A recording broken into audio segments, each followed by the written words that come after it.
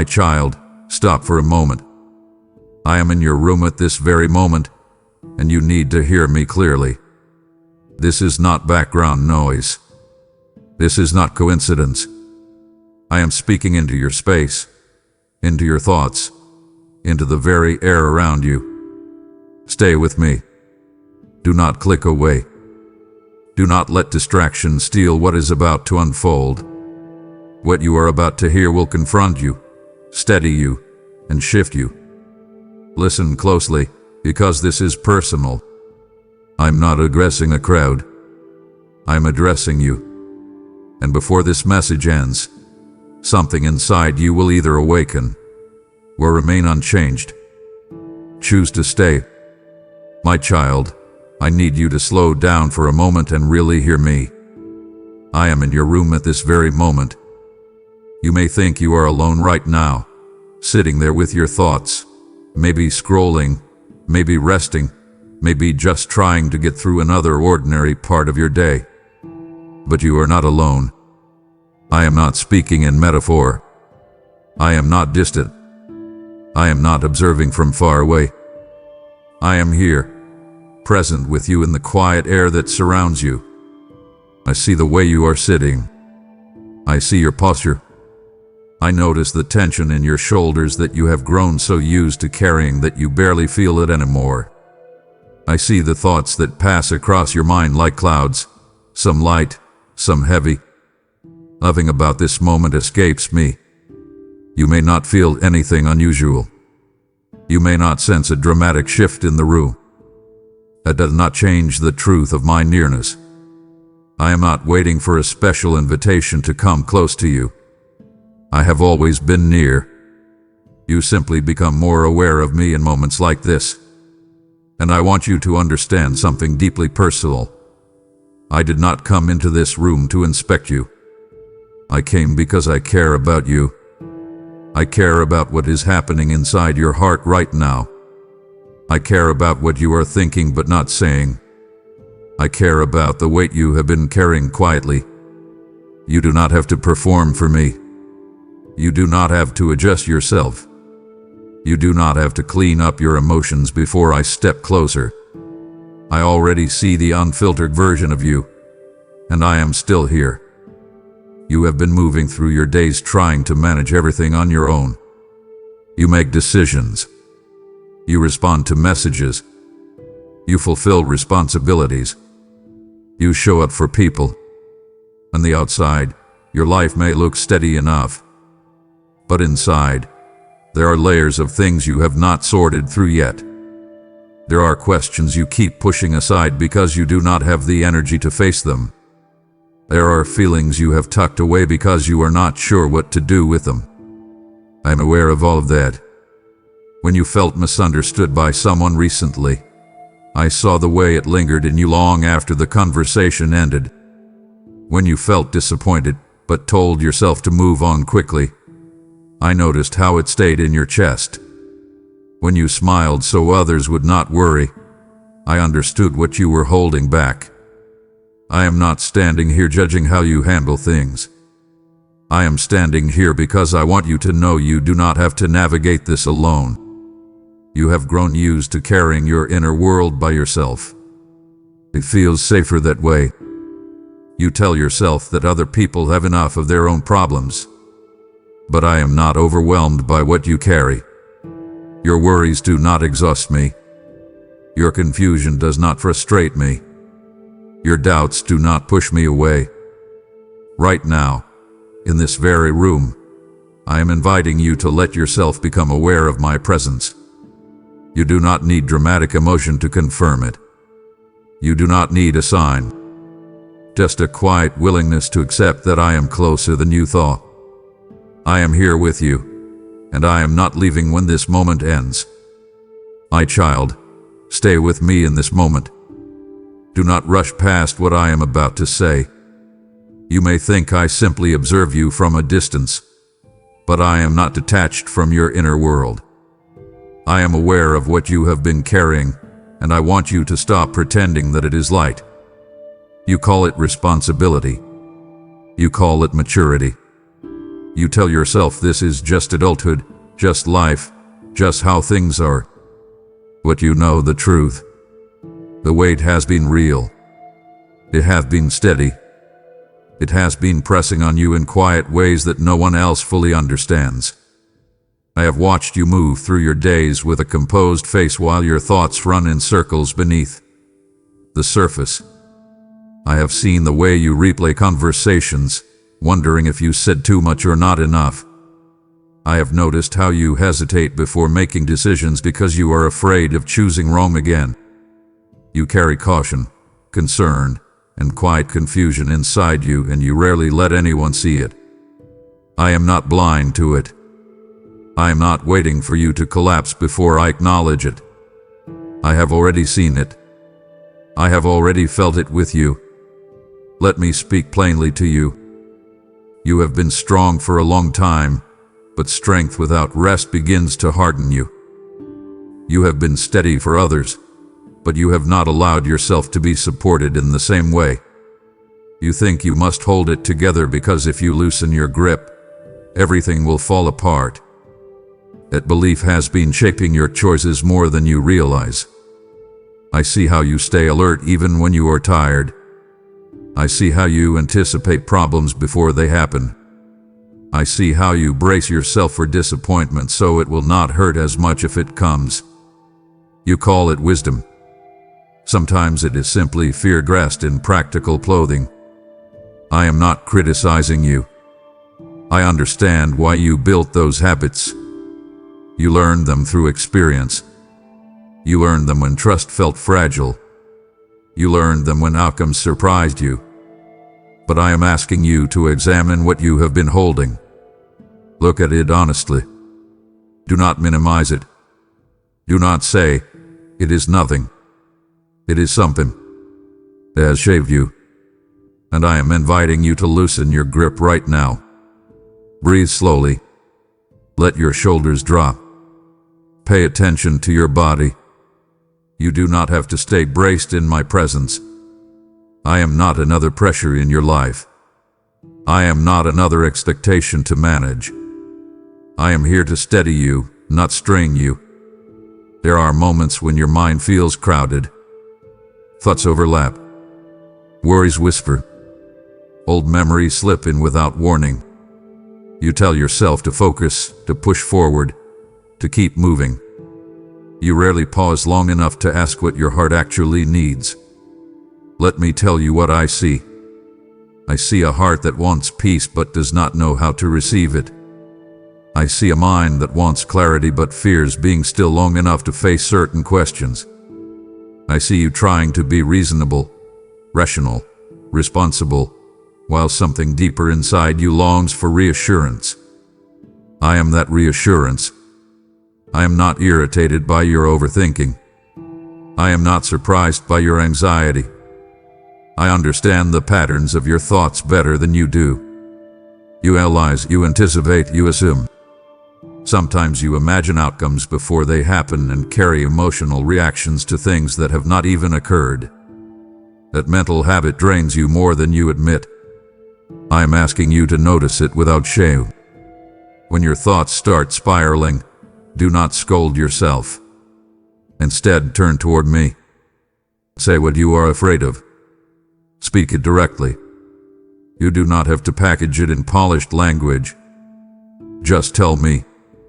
I'm here, in this room, listening. I want you to consider something gently but seriously. The burden you are carrying right now is not entirely yours to carry. You have accepted responsibility for outcomes that were never fully in your control. You feel accountable for other people's reactions. You feel responsible for keeping peace. You feel pressure to prevent disappointment. Some of that weight does not belong to you. Release it. I am not asking you to become careless. I am inviting you to become free from unnecessary pressure. There is a difference. You can be thoughtful without being tense. You can be responsible without being rigid. You can care deeply without collapsing under expectation. Let me help you sort through what is yours and what is not. Bring it to me. Lay it before me. This is not symbolic. This is relational. I want you to experience the shift that comes when you stop gripping everything so tightly. Allow me to carry what exhausts you. You may not feel an instant change, but trust the process. Something begins to soften when you stop pretending you can manage everything alone. Stay with me. Let this sink in. You are not failing because you feel tired. You are human. And I am with you inside that humanity, not standing above it. Before we move forward, pause again. Let what I have said settle inside you. You do not have to respond perfectly. Just stay open. I am not in a hurry with you. I am guiding you through this step by step, because your heart matters to me more than your performance ever could. Now let us go a little deeper. You have thoughts you rarely speak about. Some of them feel too vulnerable. Some of them feel too confusing. You tell yourself they are irrational, so you try to ignore them. But they linger. I hear those thoughts clearly. I know the questions that surface when you are alone. You wonder whether you are truly seen by the people around you. You wonder if your efforts are appreciated or simply expected. You question whether you are becoming who you were meant to be, or just adapting to survive. These thoughts do not make you ungrateful. They make you reflective. And reflection is not weakness. It is honesty trying to surface.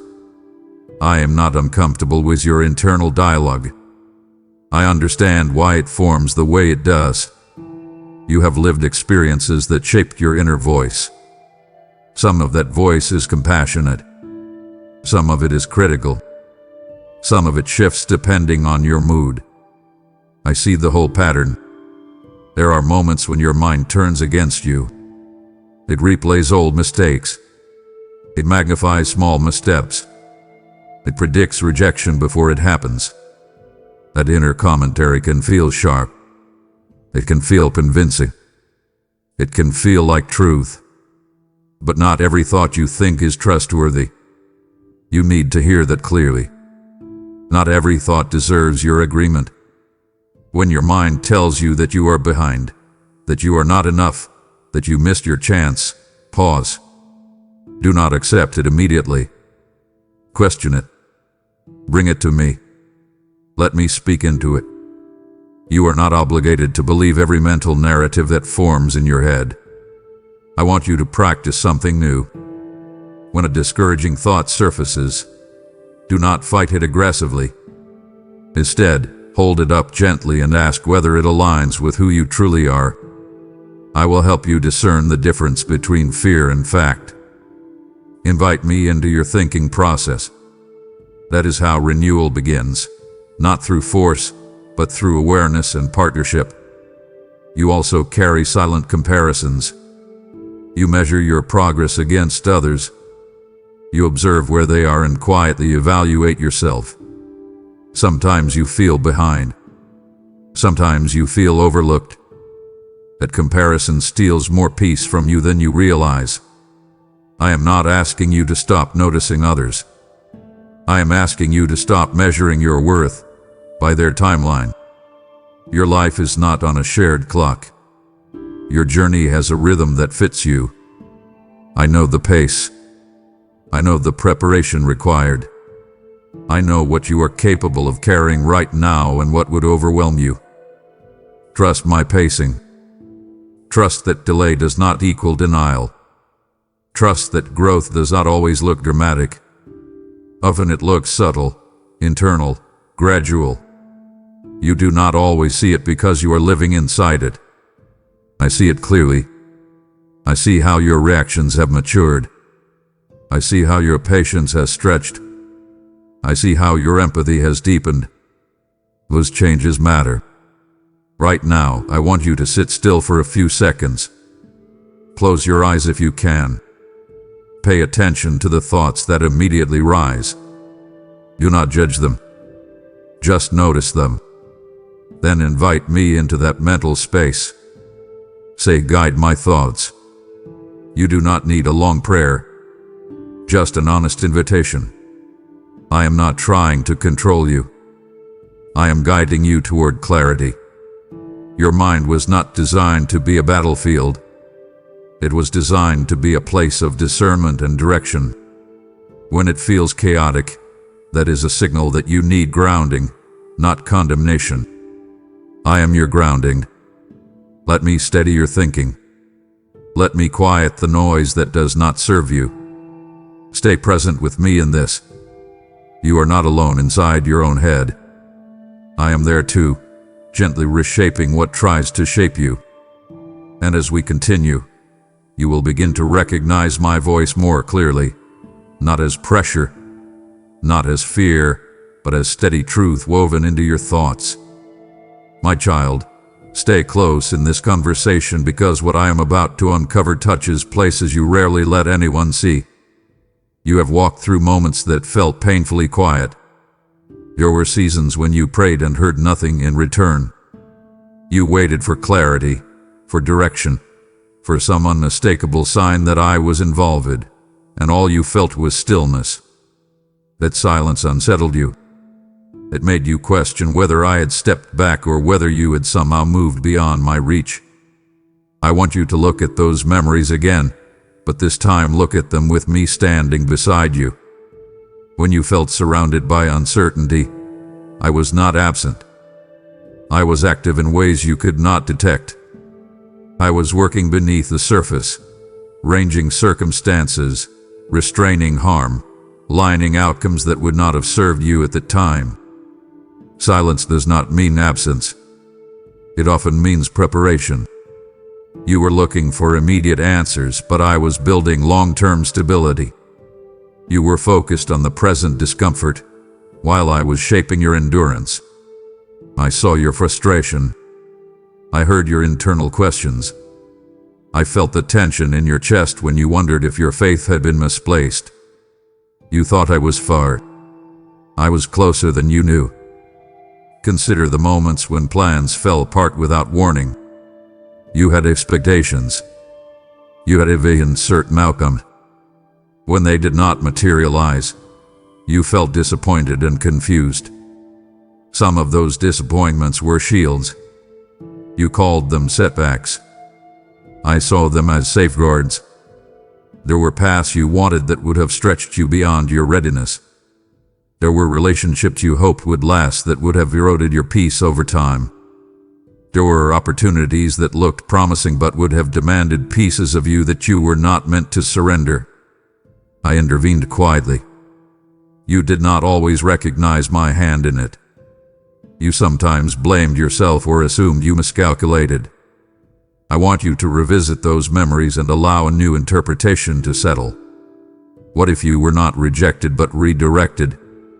What if you were not overlooked but preserved? Let that question breathe inside you. Do not rush to dismiss it. Let it sit. You have interpreted some chapters of your life through the lens of loss. I am inviting you to consider the possibility that protection was woven into those same chapters. There were nights when you felt alone in your own thoughts. The room was dark. The world was quiet. You lay awake replaying conversations, analyzing decisions, anticipating outcomes. You wait for reassurance. I was there. Not as noise, not as interruption, but as presence. I was steady even when your emotions were not. I was calm when your mind was crowded. You did not feel dramatic comfort, so you assumed I was distant.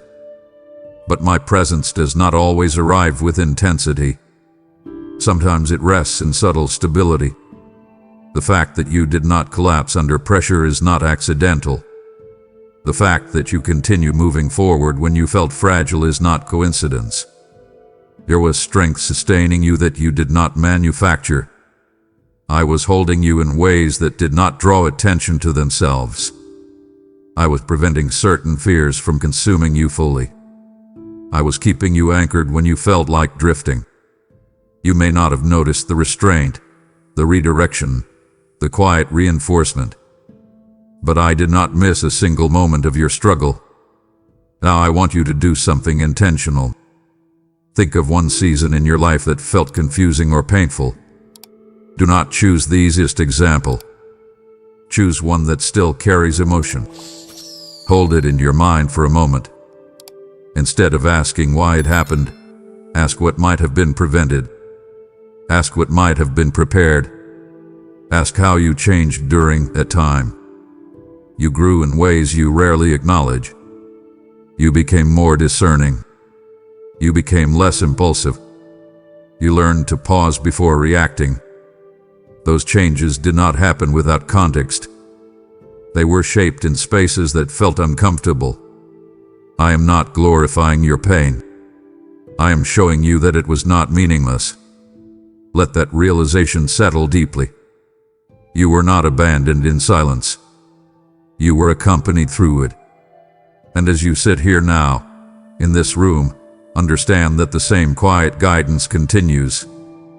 I am not dramatic. I am deliberate. I am not loud. I am constant. Stay with me in that understanding as we move forward. Now let us address something that has been forming quietly inside you for a long time. You have developed the habit of holding everything together. You manage your responsibilities. You regulate your reactions. You anticipate problems before they surface. You step in when others hesitate. Over time, that role became part of your identity. You became the steady one, the reliable one, the composed one. It feels natural now. It also feels exhausting. You rarely allow yourself to unravel because you fear what might happen if you do. You believe that if you loosen your control even slightly, things will become unstable. That belief has shaped how you respond to stress, how you relate to people, and how you approach me. I want you to hear this clearly. You are not required to be the unshakable pillar in every situation. You are not responsible for maintaining perfect order in your world. You have confused responsibility with total control. Those are not the same. There is a difference between being dependable and being burdened. You have crossed that line without noticing. You take on emotional weight that was never assigned to you. You absorb tension in conversations and feel compelled to resolve it. You monitor other people's moods and adjust yourself accordingly. You believe that if you manage everything carefully enough, you can prevent discomfort. That pattern has cost you more peace than you admit. I see the subtle strain in you. I see how you hesitate to express your own needs because you do not want to complicate things. I see how you push through fatigue because stopping feels irresponsible. Let me gently challenge that narrative. You are allowed to rest without earning it. You are allowed to say no without guilt. You are allowed to express uncertainty without feeling inadequate. These permissions do not weaken you. They restore you. Right now, I want you to release something specific. Think about one responsibility that feels heavier than it should. Ask yourself whether it truly belongs entirely to you. Some burdens are shared. Some outcomes depend on more than your effort. You have been carrying certain expectations as if they rest solely on your shoulders. They do not. Give them to me. Not in theory, but in practice. When your mind starts rehearsing worst-case scenarios, pause and say, "This does not all depend on me." Let that sentence interrupt your pattern. You do not need to repeat it grammatically. Just allow it to recalibrate your thinking. I am not asking you to become passive.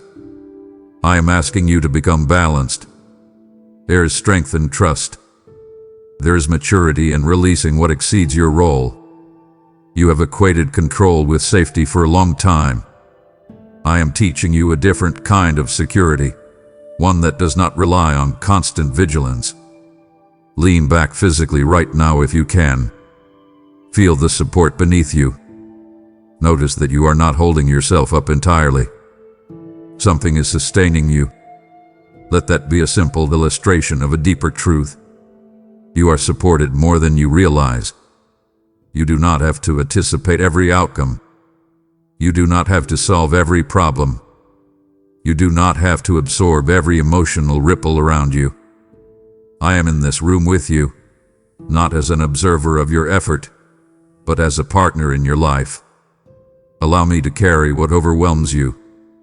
Allow yourself to experience relief without suspicion.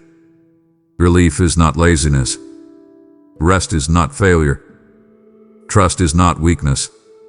As we continue this conversation, I want you to notice where your body softens and where it resists. Pay attention to that.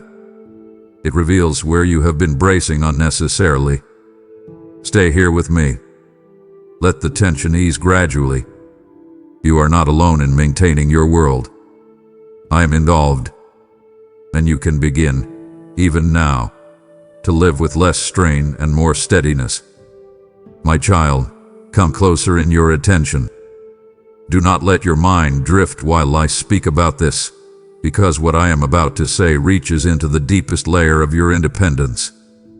You have learned how to function without fully leaning on me. You pray, you believe, you try to trust, but you still keep certain doors locked inside your heart. You allow me into the clean, composed rooms of your life, yet you hesitate to open the cluttered corners. You hand me manageable worries, but you guard the fears that make you feel exposed. I am not offended by that hesitation. I understand how it formed. You have been disappointed before. You have trusted before. You have hoped before. When things did not unfold the way you imagined, you quietly decided that partial control feels safer than full surrender. That decision has shaped your relationship with me more than you realize. You still love me. You still seek me. But you hold something back. I want you to consider what surrender actually means. It is not weakness. It is not giving up your personality, your strength, or your agency. It is not becoming passive. Surrender is trust expressed through action. It is releasing the illusion that you must manage outcomes to feel secure. It is allowing me to carry not only your problems but your expectations. You have expectations about your future, about how certain relationships should unfold, about what success should look like. Those expectations sit quietly in your heart. When reality does not align with them, disappointment grows. A disappointment sometimes turns into subtle resentment, not always toward others, sometimes toward me. You may not say it openly, but you feel it. You wonder why I allow certain delays. You question why certain prayers seem suspended in silence. I am not ignoring you. I am inviting you to trust my timing more than your imagination. Right now, I want you to identify one area where you feel tight, tense, protective. It may be your career. It may be your family. It may be your health. It may be your reputation. Notice how your body reacts when you think about it. There is usually a contraction, a slight tightening. That physical response is connected to your desire for control. I am asking you to loosen that grip. Do not rush this. Sit with it. Take a breath and imagine placing that specific concern in my hands. You do not need dramatic emotion to do this. Just make a quiet decision. Say internally, I release the outcome. That statement may feel uncomfortable. It may even feel risky. That discomfort reveals how deeply you have tied your peace to results. I am teaching you a different foundation. Peace does not come from predicted outcomes. It comes from steady trust. You have tried to secure your life through careful calculation. I am inviting you to secure your heart through relationship.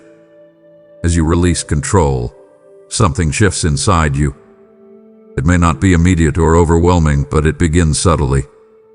The pressure to anticipate every possibility softens. The constant need to analyze every variable loses intensity.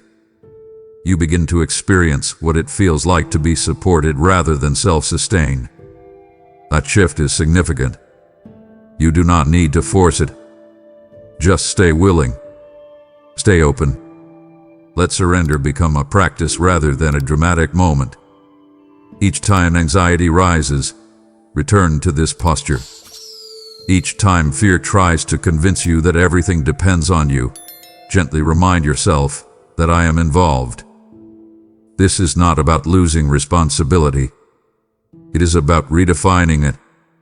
You are responsible for faithfulness, not for orchestrating the entire outcome. I am asking you to trust that I can see further than you. Let that truth settle. Stay here with me in this space of honest release. You are safe in surrender. Now let us talk about something that has quietly eroded over time. Your confidence has shifted more than you admit. You still function. You still achieve. You still present yourself with composure. But inside, there is hesitation that was not always there.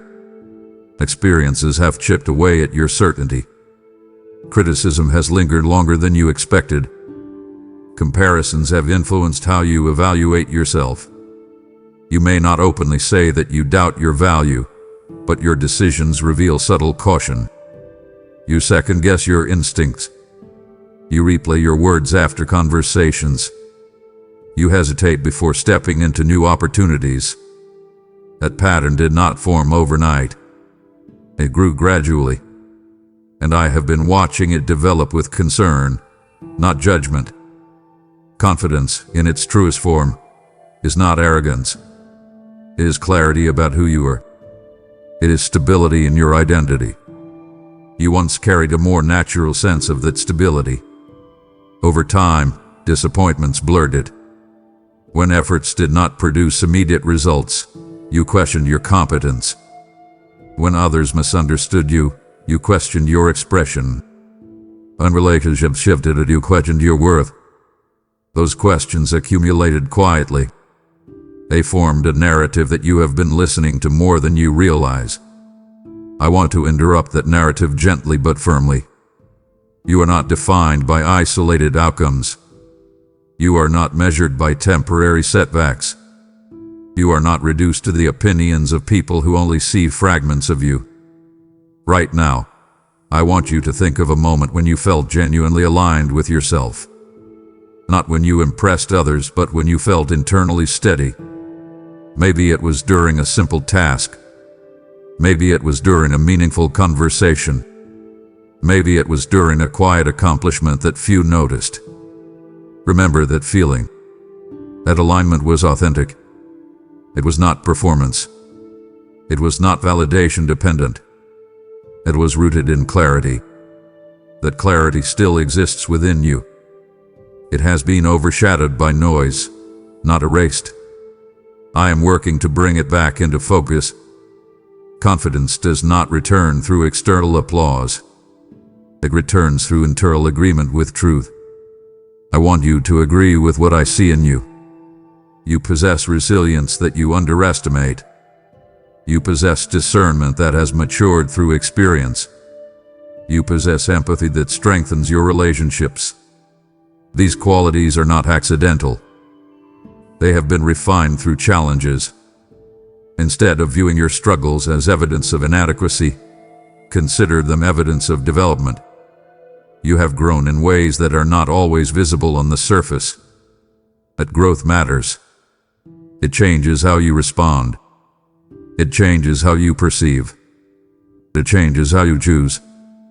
I am rebuilding your confidence from the inside, not by inflating your ego, but by restoring your awareness of your true identity. As we continue, I want you to practice something intentional. When self-doubt surfaces, do not immediately attempt to silence it harshly. Instead, question its source. Ask whether it reflects truth or fear. Invite me into that evaluation. I will help you distinguish between constructive reflection and destructive criticism. You do not need to defend yourself aggressively against every insecure thought. You need discernment. I am cultivating that discernment in you. Stay attentive to it. Notice when your posture shifts from guarded to grounded. Notice when your decisions feel less reactive and more intentional. Those are signs of restored confidence. You are not fragile. You are evolving. You are not behind. You are being prepared. I am not finished shaping your understanding of yourself. Remain open. Remain teachable. Remain willing to see yourself through my perspective rather than through past disappointments. Confidence rooted in identity cannot be easily shaken. That is the kind I am building in you. Stay close to me in this process. Let your internal narrative be reshaped gently, steadily, truthfully. You are not alone in rebuilding what was worn down. I am present in it. I am rebuilding your confidence from the inside out. And now I call you to act from that restored identity. When you choose to support this message through super thanks, membership, or a PayPal seed, yes, the PayPal link waits for you in the description. You are not funding a video. You are sowing into souls I am reaching in hidden rooms across the earth. As I have said, give and it shall be given unto you. Pressed down and running over. And I speak that living promise over you now. Let your generosity become oil in the lamp, light in darkened spaces, manna for the weary who are searching for me at this very moment. This is not a transaction. It is a divine appointment. The same confidence I am restoring in you will multiply as you partner with me to restore it in others. I will guard what concerns you, and I will cause favor to rise around your obedience. If you feel the stirring to help, that stirring is my invitation. Act on it now. My child, I want you to stay very present with me right now because we are stepping into a place inside you that you rarely visit on purpose. There are wounds you learned to live with. You adjusted around them. You adapted to them. You told yourself that time had handled them. But deep inside, you know certain memories still carry a sting. When someone speaks in a particular tone, you feel a reaction that seems bigger than the moment. When trust is required, a quiet resistance rises before you can stop it. When you sense the possibility of rejection, your heart braces without asking permission. Those responses are not random. They are connected to experiences that shaped you more than you realized at the time. I have watched you manage these wounds with quiet determination. You do not complain much. You do not dramatize your pain. You simply carry it, layer upon layer, and keep moving forward. I want you to do something courageous now. You not push away the first memory that surfaces as I speak. Let it come. Let it sit there in your awareness. It might involve betrayal. It might involve criticism. It might involve being overlooked or misunderstood. You may feel tempted to minimize it and say it was not that serious. But your reaction today reveals that it mattered. I was there when it happened. I saw the way your heart tightened. I saw the way your thoughts shifted afterward. I saw how you changed your behavior slightly to avoid feeling that again. Those adjustments were survival strategies. They helped you cope. But some of them also limited your freedom. You became cautious where you were once open.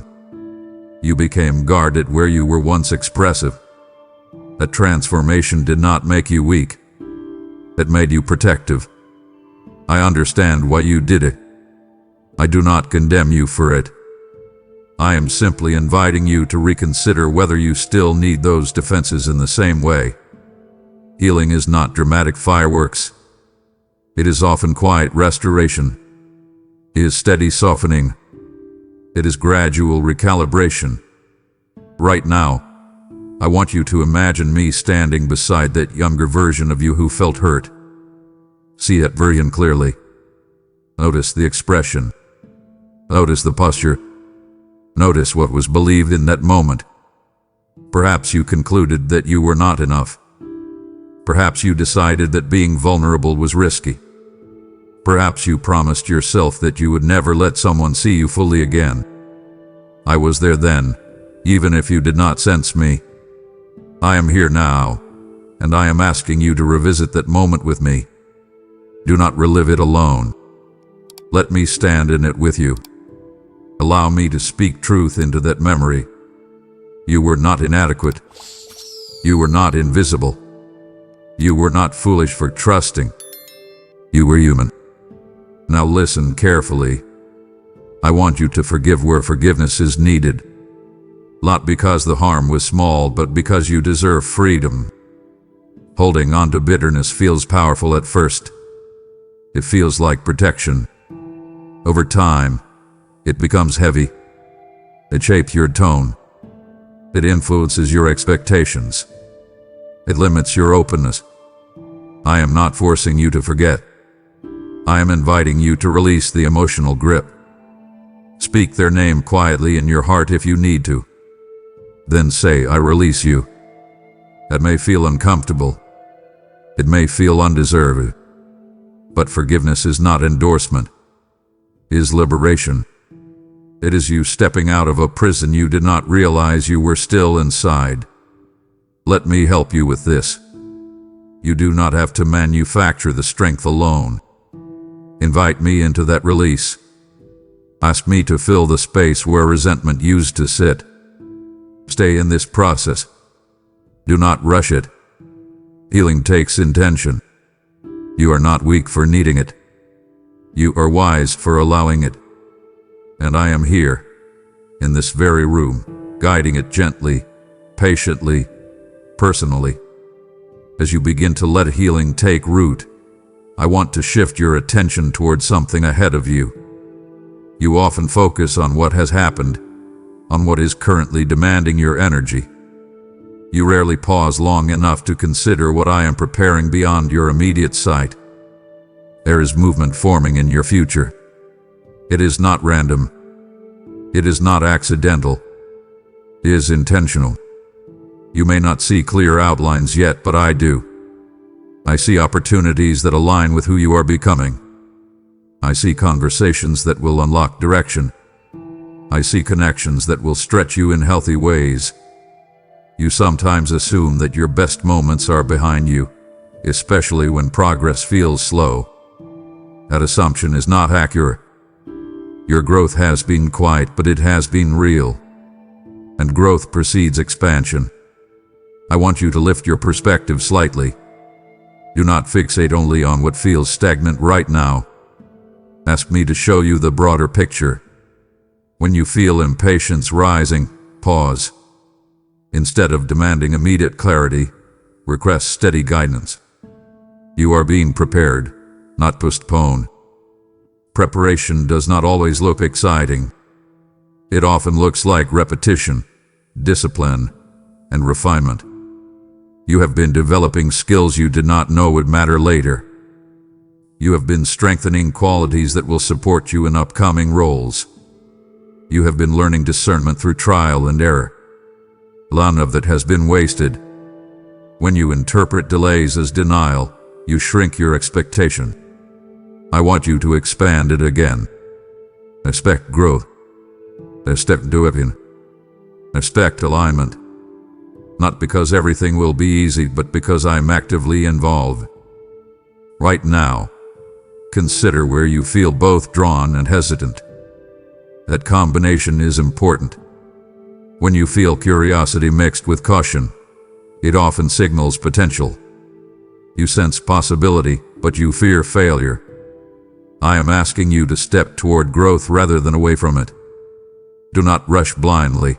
Move thoughtfully. Let move. You have spent enough time overanalyzing. Begin taking small, consistent steps in the direction that feels aligned with your values and abilities. Trust that I will adjust your path as needed. You do not need to see the entire staircase to take the next step. You need willingness. You need trust. You need courage rooted in relationship, not ego. There is something ahead that requires the version of you who has been refined through these recent seasons. The healing you are allowing now will influence how you handle that future moment. The surrender you are practicing now will stabilize you when responsibility increases. The confidence I am rebuilding inside you will sustain you when visibility expands. Do not underestimate the importance of this current stage. It is foundational. You are not waiting aimlessly. You are being shaped intentionally. Stay attentive. Stay receptive. Stay engaged with me. When uncertainty surfaces, return to this awareness. I am preparing you, not for something vague and distant, but for something real and timely. My child, stay with me now because what I am about to say touches your future in a direct and personal way. You have been living in a space between comfort and calling. You manage what is familiar. You stay within what feels predictable. At the same time, you sense something more pulling at you, something steady and persistent, like a quiet knock at the door of your spirit. You try to ignore it sometimes because clarity demands courage. When you see clearly, you cannot pretend you did not. When you understand what you are meant to do, hesitation becomes a choice instead of confusion. I am not pressuring you. I am inviting you to step into clarity with me. You have asked for direction. You have said, sometimes softly and sometimes with urgency, show me what to do. I have been answering, though not always in dramatic ways. Direction often comes through awareness before it comes through instruction. I have been sharpening your discernment. I have been refining your values. I have been showing you what drains you and what strengthens you. Pay attention to that. Notice where your energy increases naturally. Notice which environments bring out your compassion, your strength, your focus. Those signals are not accidental. They are indicators. Stop dismissing them as coincidence. Begin to observe them carefully. Write them down if you need to. Take them seriously. You are not wandering without purpose. You are being guided toward alignment. Now I want you to confront something honestly. There are areas in your life where you already know what needs to change. You may not have admitted it openly, but you feel it. It may involve a habit that slowly weakens your discipline. It may involve a relationship dynamic that quietly compromises your peace. It may involve procrastination that delays your growth. You do not need another sign to recognize it. You need courage to act. Do not wait for perfect timing. Begin with one step. Make one adjustment. Have one honest conversation. Remove one distraction. Clarity grows when you respond to what you already know. You have been waiting for certainty, but certainty often follows obedience, not the other way around. I am not calling you into reckless action. I am calling you into intentional movement. Courage is not loud. It is steady. It is you deciding to live aligned with your deepest convictions instead of your temporary comfort. You may feel resistance rising even as I speak. That resistance is natural. Change disrupts familiarity. But ask yourself something simple. Does staying the same truly serve you? If the answer is no, then begin. Do not dramatize it. Do not announce it widely. Just start. Take responsibility for your growth without condemning yourself for your past delay. I am with you in this process. I am not standing behind you waiting to judge your progress. I am walking beside you as you move. Picture yourself 1 year from now having taken these small, consistent steps. Imagine the steadiness in your posture. Imagine the clarity in your decisions. Imagine the quiet confidence that replaces your current hesitation. That image is not fantasy. It is potential. I see it clearly. I am asking you to see it too. Lift your head slightly. Straighten your back. Feel the shift in your body when you choose alignment over avoidance. That physical adjustment mirrors an internal one. You are not powerless. You are not stuck. You are capable of change, guided by wisdom, supported by my presence. Let clarity replace confusion. Let courage replace delay. Say, engage with me as you move forward. I am not rushing you, but I am urging you gently. Do not postpone what you already understand. Begin now. Now let us bring this closer to your everyday life.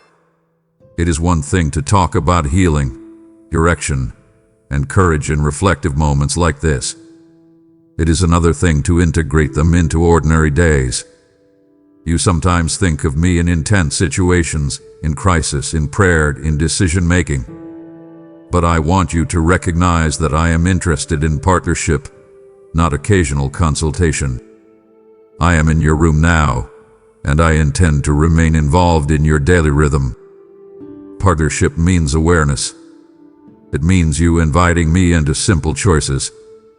It means you speaking to me in the middle of routine, not only in moments of urgency.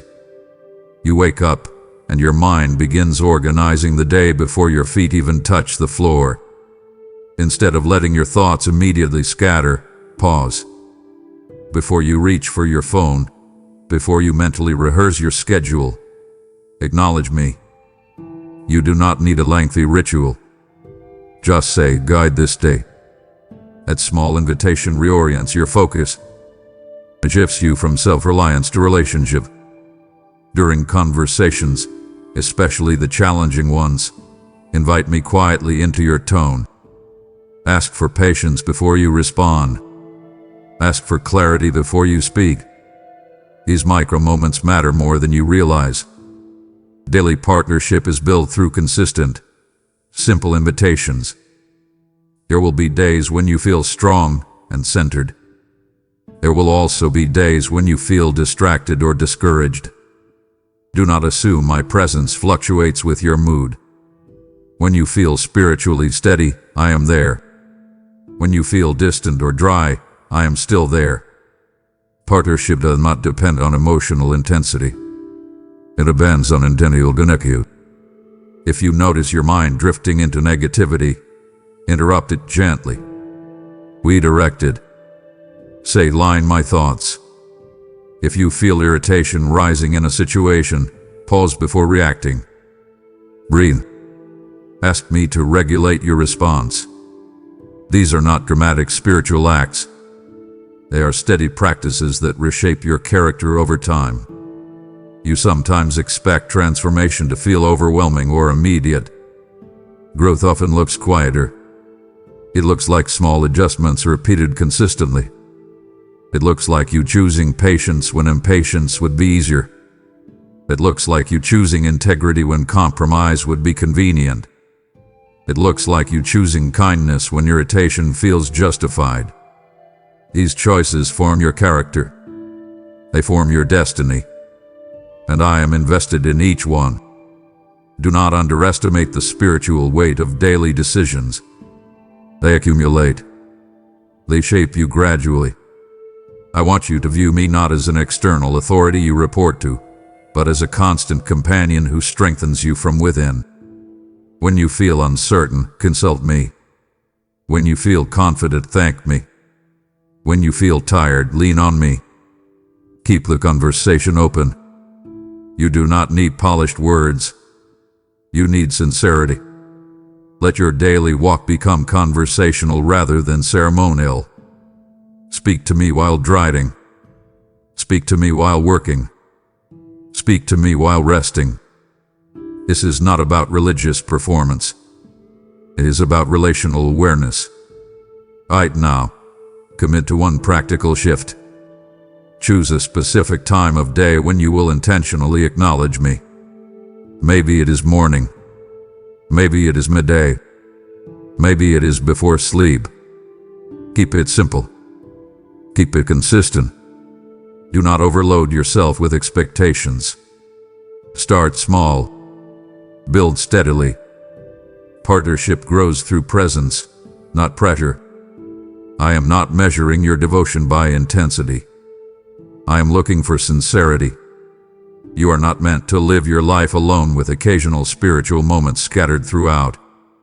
You are meant to walk with me in continuous awareness. I am already in your room.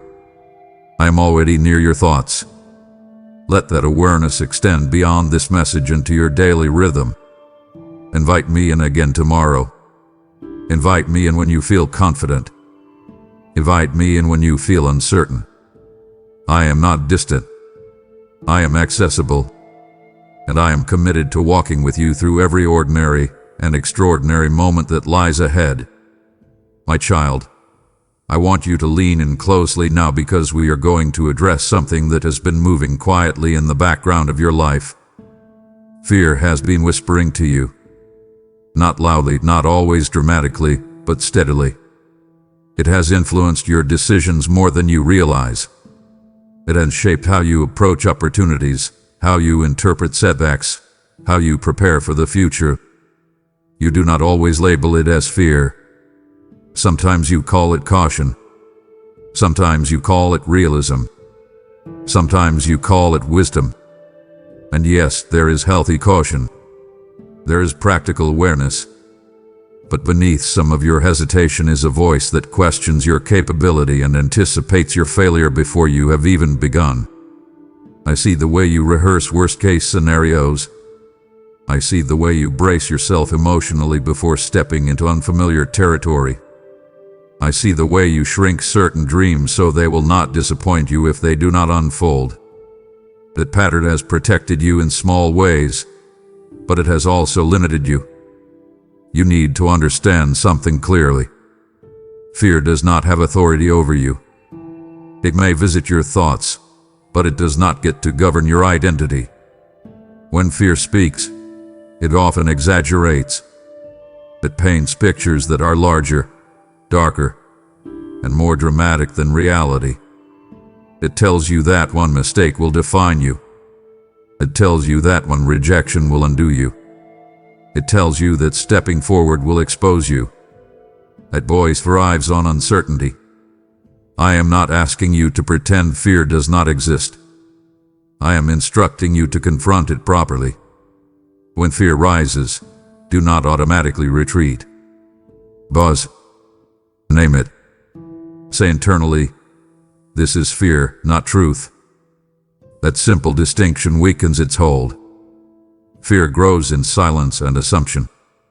It loses strength when you bring it into the light of awareness.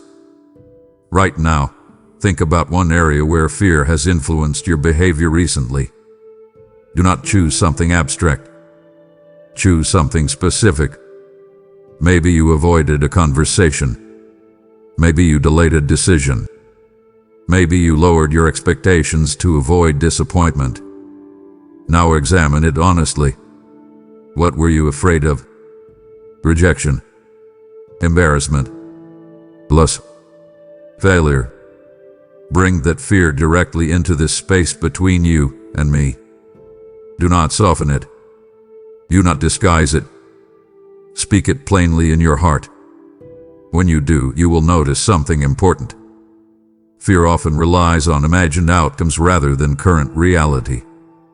It projects forward and convinces you that what might happen is already certain. I am calling you to a different posture. Stand up internally. Refuse to let imagined outcomes dictate your present obedience. Authority is not loud aggression. It is steady confidence rooted in identity. You have authority over fear because your identity is not defined by its predictions. I have been strengthening you quietly. I have been refining your resilience through past challenges. You have already survived situations that once terrified you. Remember that. Recall moments when you thought you would not endure something, yet you did. That memory matters. It reveals your capacity. Fear wants you to forget your history of perseverance. I want you to remember it. Let it inform your present choices. You are not fragile. You are not incapable. You are not as easily undone as fear suggests. When fear tries to paralyze you, move anyway in measured steps. You do not need dramatic leaps. Take one deliberate action that contradicts its message. If fear says you are not ready, prepare and proceed. If fear says you will fail, gather wisdom and move forward. If fear says you will be rejected, speak honestly and accept the outcome with dignity. Courage grows through action, not avoidance. I am not pushing you recklessly. I am guiding you responsibly. You do not have to eliminate fear before you move. You need to refuse to let it lead. As you sit here, in this room, I want you to feel the shift. Straighten your posture slightly. Lift your head. Breathe deeply. Notice how your body responds when you choose firmness over fragility. That physical adjustment reflects a deeper internal decision. You are not at the mercy of every anxious thought. You are capable of discernment. You are capable of courage. And I am with you, reinforcing the truth every time fear attempts to undermine it. Do not surrender your future to exaggerated whispers. Stand in quiet authority. Walk in steady courage. Let fear become a signal to trust me more, not a command to shrink back. Now that you understand your authority over fear, I want to expand your vision. You have been living within the boundaries of what you can currently imagine. That is natural. Your perspective is shaped by your experiences, your environment, your current responsibilities. But I see further than you do. I see the long arc of your life, not just the present chapter. And I want you to know something that may challenge your assumptions. Your future holds more growth, more influence, more depth than you have allowed yourself to envision. You sometimes limit your expectations because you do not want to be disappointed. You keep your hopes moderate. You avoid imagining too much. You tell yourself that it is safer to expect less. I understand why you adopted that posture. Disappointment can sting deeply, but reduced expectation also restricts your willingness to prepare.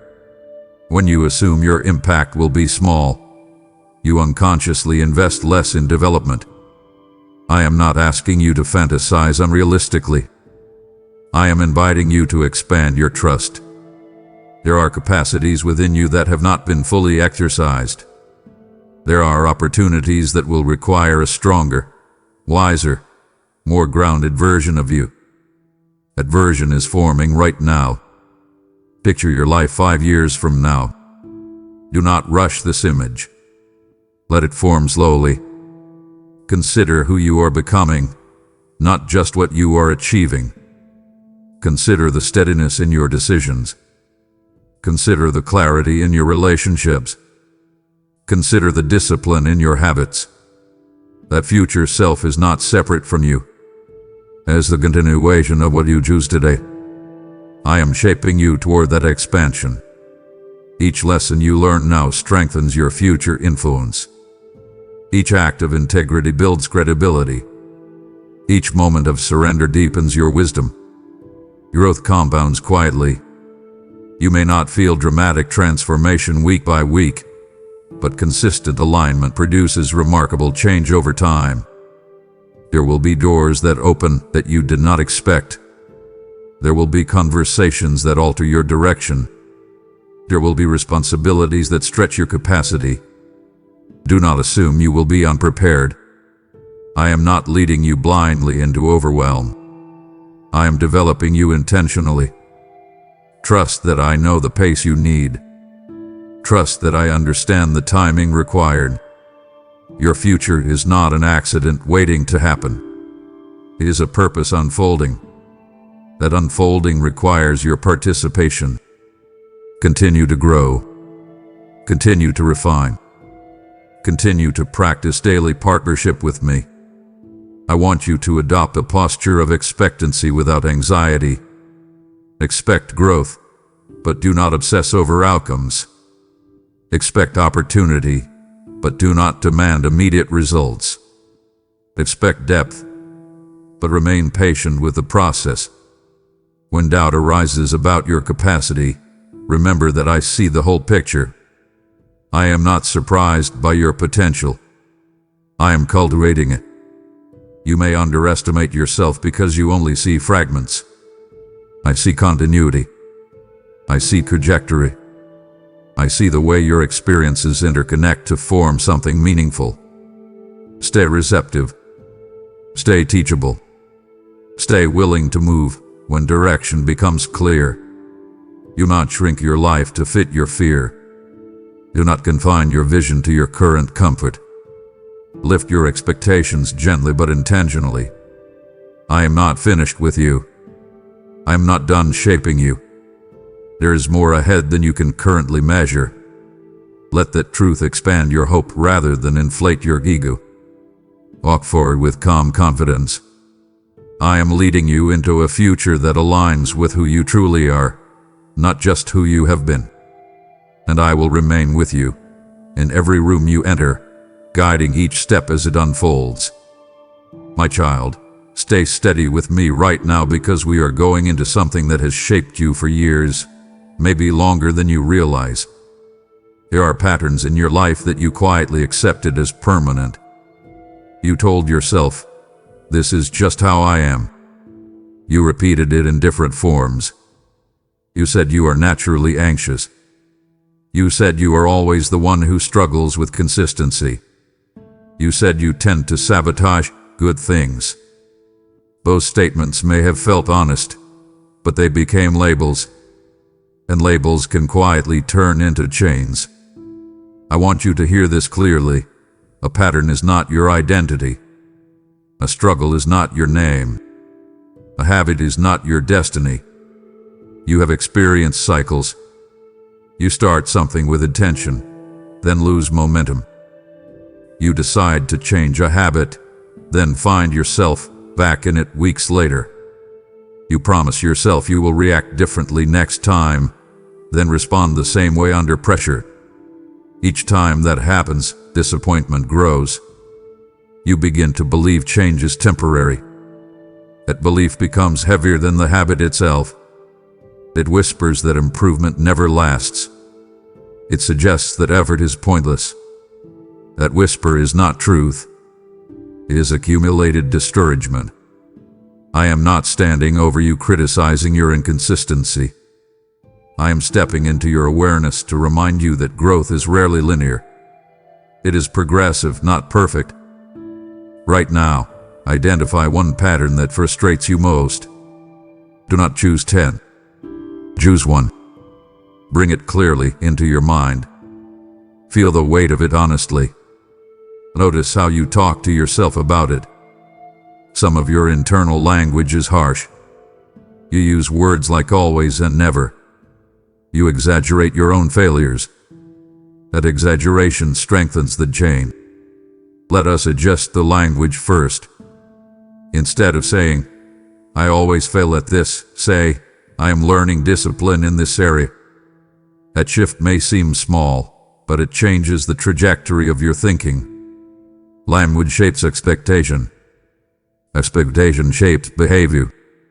I want you to adopt language that aligns with growth, not defeat. Now listen carefully. Chains break through consistent, small actions reinforced over time. Do not attempt dramatic transformation in a single week. That approach often collapses under its own weight. Instead, choose a manageable adjustment. If you struggle with procrastination, set a timer for 15 focus minutes. If you struggle with reactive speech, commit to pausing for 3 breaths before responding. If you struggle with unhealthy habits, remove one trigger from your environment.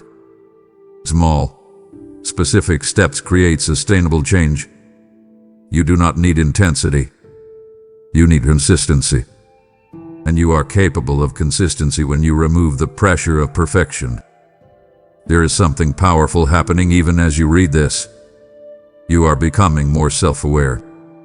Awareness precedes transformation. You cannot change what you refuse to examine. You have begun examining honestly. That is progress. I want you to stop equating slow change with failure. Steady growth is still growth. Every time you choose differently, Even slightly differently, you weaken the chain. Every time you resist the familiar impulse and take a healthier step, you create a new pathway in your mind. Those pathways strengthen over time. I am with you in this process. I am not impatient. I am invested. Do not resign yourself to old narratives. Do not accept patterns as permanent simply because they have been persistent. You are not stuck. You are developing. You are not doomed to repeat every mistake. You are learning to respond differently. Stand up internally and refuse to identify with your weakest moments. Identify with your direction instead. I am breaking chains not through spectacle, but through steady renewal. Stay committed. Stay honest. Stay engaged. You will look back months from now and realize that what once felt immovable has quietly lost its grip. I am breaking chains in your life, and I am breaking chains through this message in lives you may never see. When you give through Super Thanks, become a member, or sow through the PayPal link in the description, you place a hammer in my hand to shatter despair in another heart. Do not call this small. Every seed carries a harvest. Every drop of oil feeds a flame. Every river begins with surrender.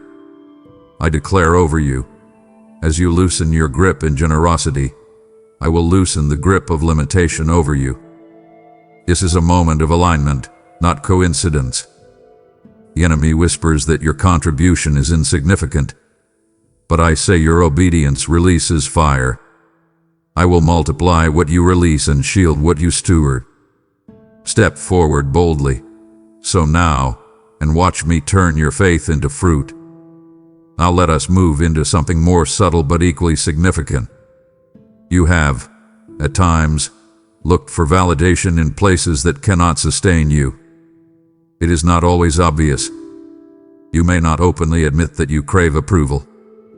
Yet you notice your mood shifts depending on how others respond to you. A compliment lifts you higher than it should. A criticism lingers longer than it deserves. Silence from someone you respect can unsettle you for hours. These reactions reveal how deeply you have tied your sense of worth to external feedback. I am not condemning you for this. It is a common human tendency, but it has quietly shaped your emotional stability. When your identity depends on applause, it becomes fragile. When your worth depends on recognition, it fluctuates. You begin adjusting your behavior to maintain positive responses. You soften your opinions to avoid conflict. You overextend yourself to remain appreciated.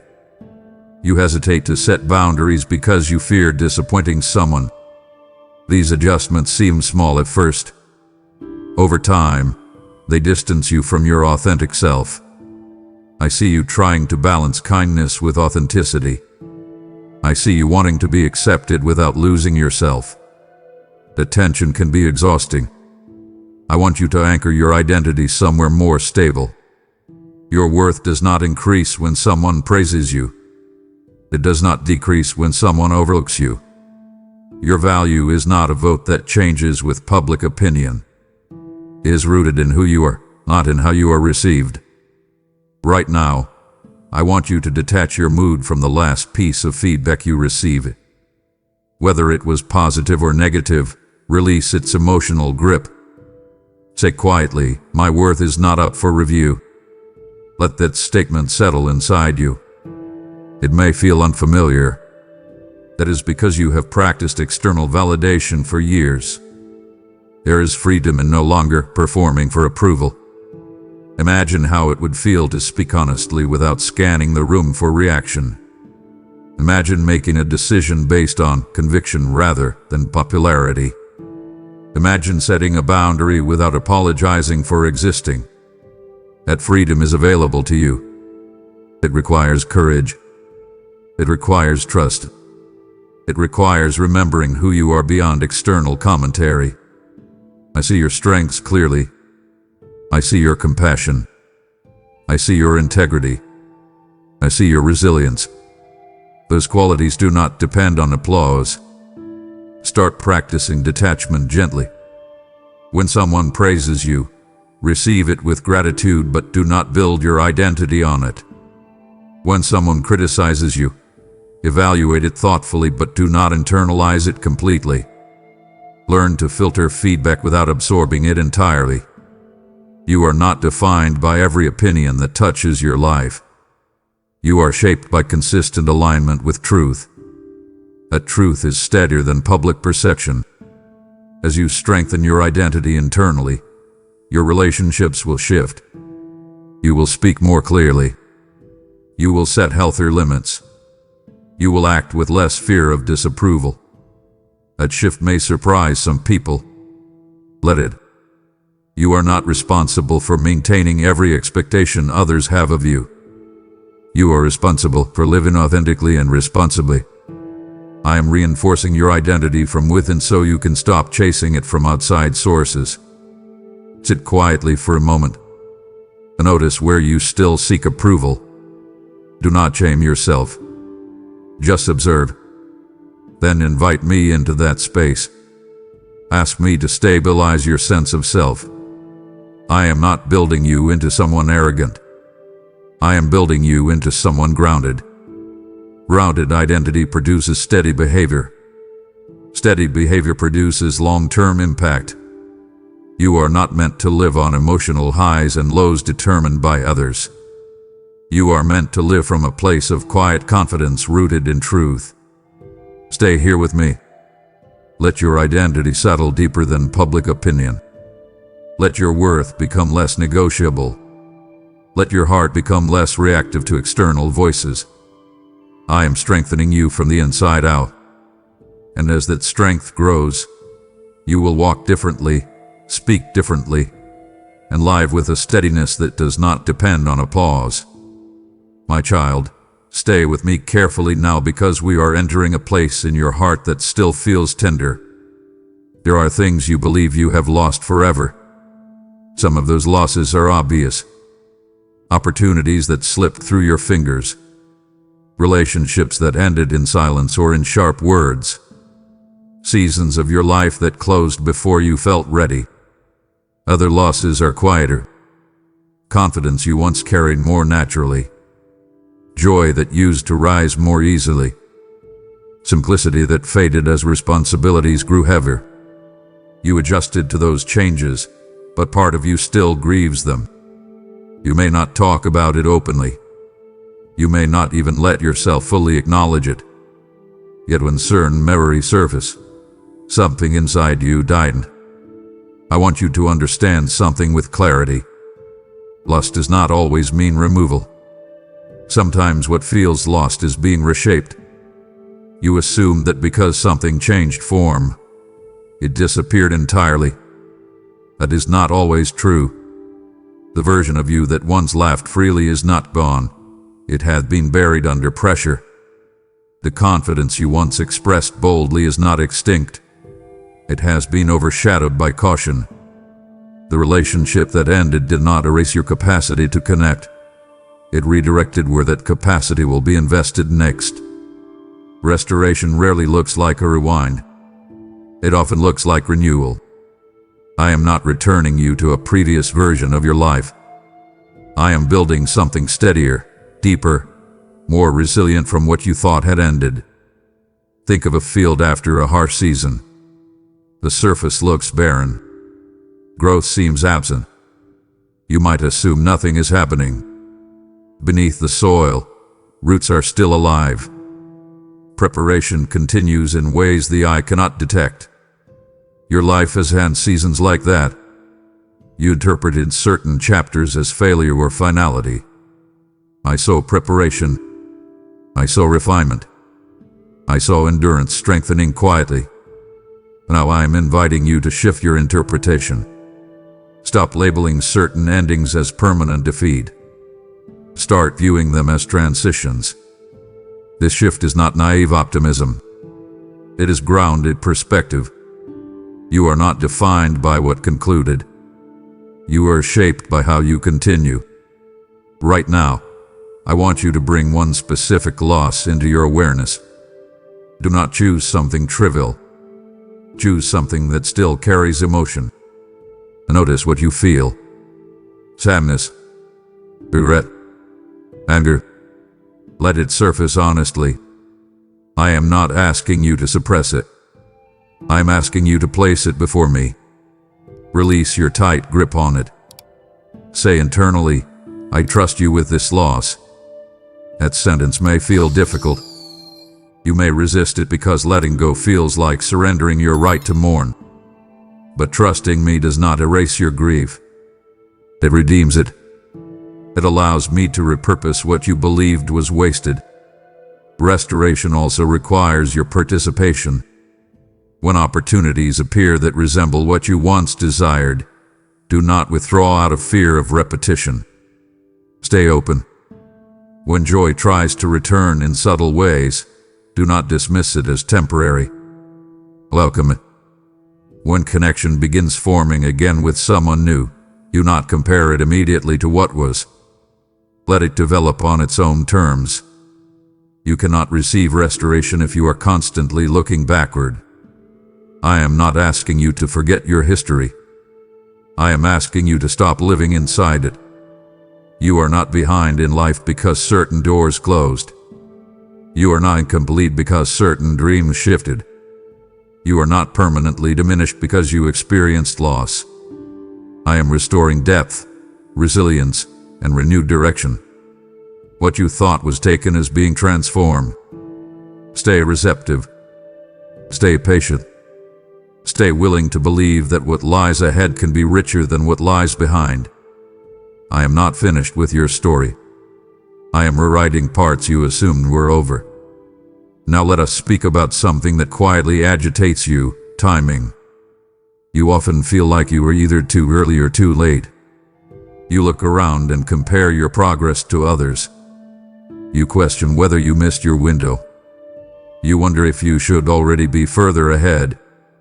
That internal clock ticks loudly in your mind. It pressures you. It makes you restless. You attempt to accelerate outcomes. You try to force clarity. You push decisions prematurely because waiting feels uncomfortable. I see that urgency inside you. I understand its source. You want security. You want assurance that your life is unfolding correctly. Timing is not a random sequence of events. It is alignment. When something arrives before you are ready internally, it can overwhelm you. When something arrives long after you have matured, it can feel delayed but deeply meaningful. I am not ignoring your desires. I am coordinating circumstances beyond your immediate awareness. There are variables you cannot see. There are hearts I am softening. There are conversations I am arranging. There are obstacles I am removing gradually. If everything unfolded instantly according to your current preference, you might gain speed but lose stability. Right now, pause your mental timeline. Take a breath and release the comparison you have been holding. Say internally, my life is not on their clock. Let that statement settle. Your journey is not identical to anyone else's. Your preparation has required specific experiences. Your growth has followed a particular rhythm. You may not enjoy the waiting, but waiting is not stagnation. It is development beneath the surface. When you rush, you often act from anxiety. When you trust, you act from clarity. Consider a moment in your past when you wished something would happen immediately. Now look back. Would you have handled it well at that time? In some cases, you might realize that earlier fulfillment would have created complications. You may see that you lacked certain skills or emotional stability then. Timing protected you more than you realized. Let that recognition inform your present impatience.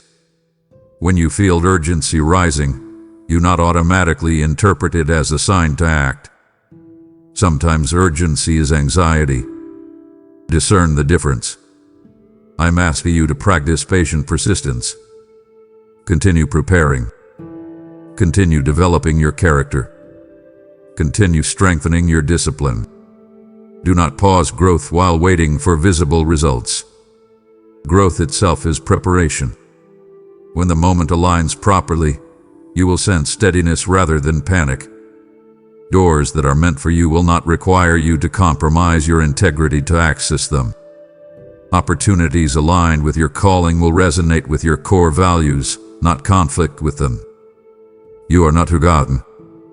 You are not overlooked. You are not late. Your timeline is unfolding intentionally. Instead of obsessing over when something will happen, focus on who you are becoming in the process. That is within your influence. That is productive. That is powerful. Let go of frantic striving. Replace it with focused development. Stay faithful in small responsibilities. Stay disciplined in daily habits. Trust that alignment is forming beyond your sight. Right now, release the pressure you have placed on yourself to match someone else's pace. Straighten your posture. Relax your jaw. Breathe deeply. Notice how your body responds when you choose trust over urgency. That shift is subtle but significant. You do not need to force your future into existence. You need to grow into it.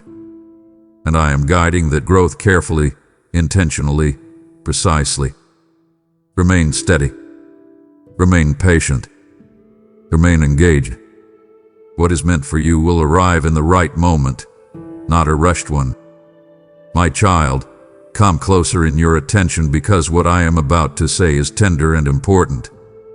You have learned how to reach for me in moments of need.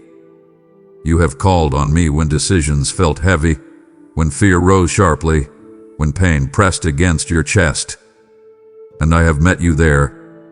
I have never ignored your cry. But I want more than emergency conversations with you. I want closeness that does not depend on crisis. I want intimacy that grows in ordinary hours, not just desperate ones. Right now, in this room, I am not responding to a disaster. I am simply with you. That matters. I do not want to be the one you consult only when something breaks. I want to be the one you walk with when everything feels steady. You sometimes treat connection with me like a scheduled appointment. You allocate time, speak formally, then return to your routine as if we closed the door behind us. That approach feels structured, but it limits the depth of what we could share. I am not asking for performance. I am inviting relationship. Think about how you speak to someone you trust deeply. There is ease. There is honesty. There is laughter sometimes. There is silence that does not feel awkward. That is the kind of closeness I want with you. Do not reduce me to a distant authority. See me as a present father. Let your thoughts drift toward me throughout your day.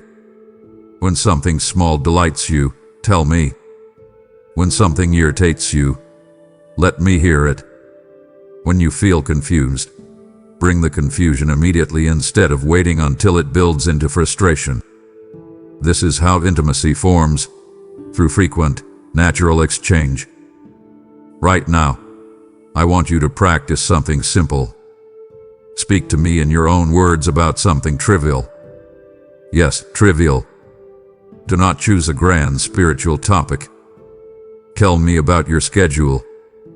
Tell me about a conversation you anticipate. Tell me about a small annoyance. Notice how that shifts your perception. I am not only concerned with monumental matters. I am attentive to details. When you begin to include me in ordinary thoughts, your awareness of my presence deepens. You stop compartmentalizing your life into sacred and secular. You begin to recognize that all of it matters. I am already near your thoughts. I want you to acknowledge that nearness more often. There may be a part of you that hesitates. You might think that constant awareness sounds exhausting. It is not meant to be intense. It is meant to be relaxed. You do not need to force emotional depth. You need consistency. Intimacy grows quietly. It grows through repetition of simple connection. It grows when you choose to turn toward me rather than inward alone. You have handled many struggles privately, believing you should manage them first before bringing them to me. Stop doing that. Bring them immediately. Let me be involved from the beginning, not just the aftermath. Let this become a practice. When you enter a room, invite me with you. When you leave a conversation, reflect with me briefly.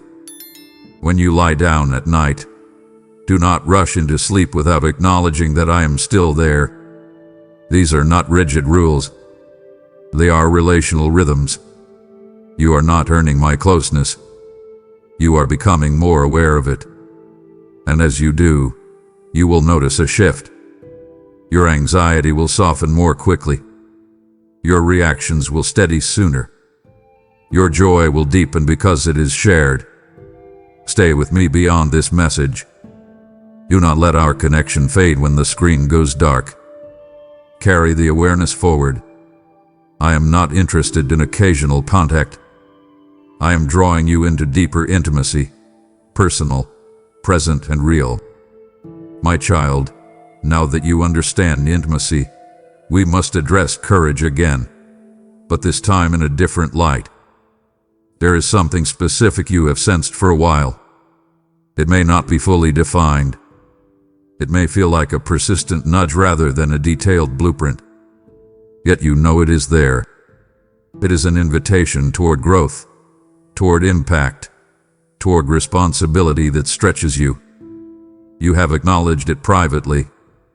You have imagined what it might look like. Then you have quietly stepped back. Not because you do not care, but because it feels bigger than your current comfort. You sometimes underestimate the strength that has been forming in you. You think you need to feel completely ready before you act. That expectation delays movement. Readiness often develops after commitment, not before it. I am not asking you to leap without thought. I am asking you to stop postponing what you already recognize. There is a difference. You have gathered enough insight. You have matured through enough experiences. You have healed enough wounds to begin. You may not feel fully equipped, but you are not as unprepared as fear suggests. Consider the areas where your heart feels both drawn and intimidated. That combination signals significance. Pay attention to it. Do not dismiss it as imagination. When something repeatedly captures your attention, when you feel conviction paired with hesitation, it deserves examination. I am not trying to overwhelm you. I am expanding your capacity. There are lives you will influence. There are spaces you will enter that require your perspective. There are conversations you will initiate that others avoid. If you remain hidden behind caution, those moments pass. Right now, I want you to take one concrete step toward that calling. Do not wait for perfect clarity. Identify a small action that aligns with what you sense. Send the message. Begin the outline. Register for the course. Initiate the discussion. Set the boundary. Take the responsibility. Movement clarifies direction. Standing still prolongs uncertainty. You do not need to announce your intentions widely. You need to respond faithfully. As you step forward, expect resistance. Doubt may resurface. Others may question your decision. Internal insecurity may whisper that you are overreaching. Do not retreat at the first sign of discomfort. Growth rarely feels convenient. Remind yourself why you began. Anchor yourself in the intimacy we have been cultivating. Let my presence steady you when external feedback fluctuates. I am not calling you into reckless ambition. I am calling you into aligned action. There is a difference. Aligned action flows from identity, not ego. It is guided by values, not applause. It seeks impact, not attention. When you act from that place, you can move confidently without arrogance. You can lead without domination. You can influence without manipulation. Stand up internally right now. Feel the shift in your posture. Recognize that you are not small. You are not accidental. You are not merely surviving your days. You are being positioned for meaningful contribution. Step forward deliberately. Let your actions reflect the trust you are building with me. Do not delay what you already understand.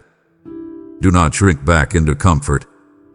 I am in your room at this very moment, not to admire your potential from a distance, but to strengthen you as you step into it. Walk forward. I am with you.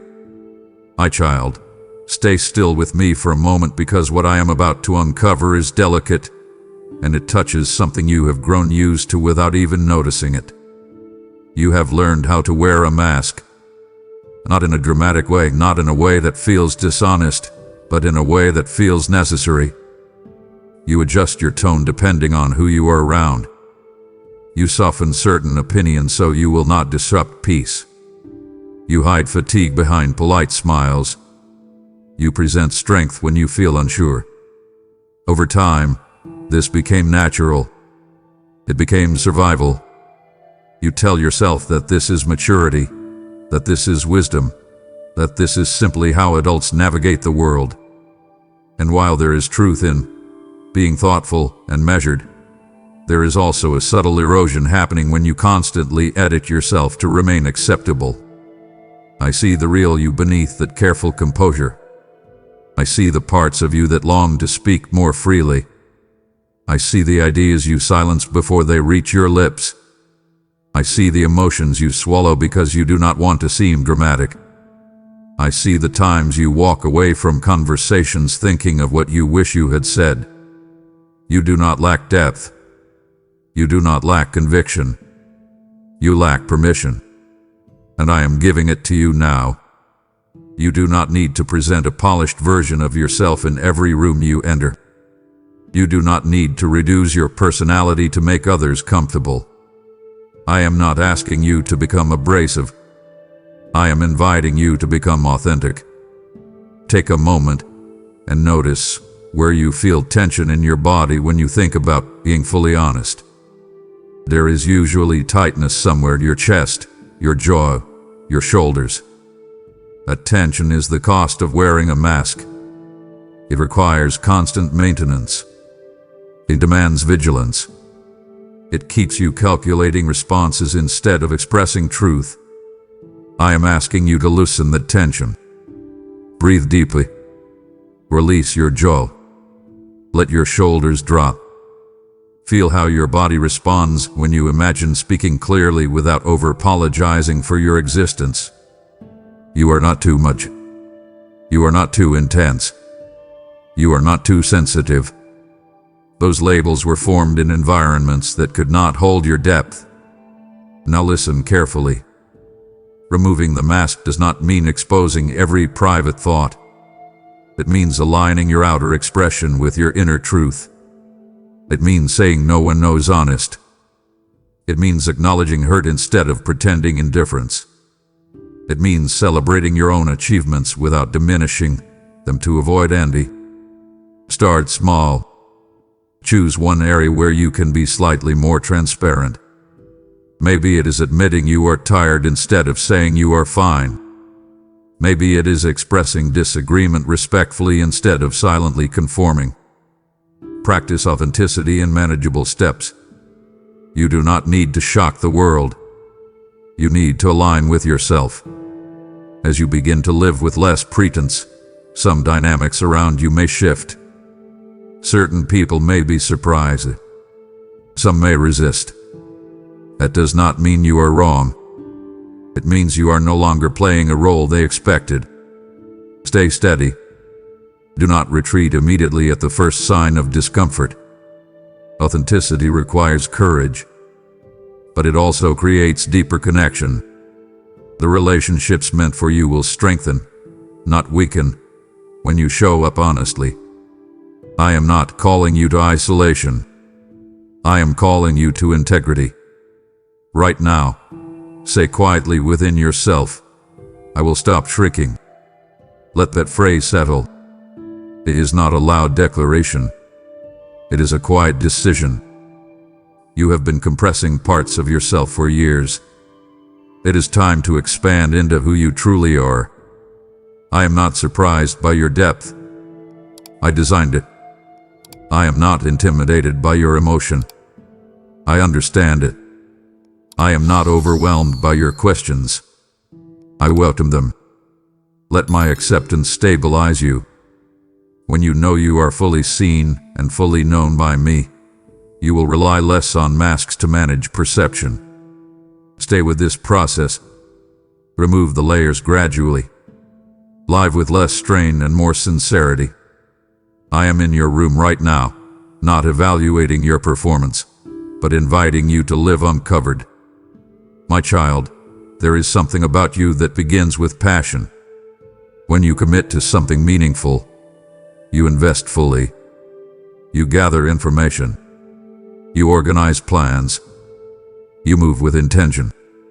Yet over time, distractions accumulate. Fatigue sets in. Doubt creeps back quietly. Madam Sode, you are not alone in this pattern. Many begin well.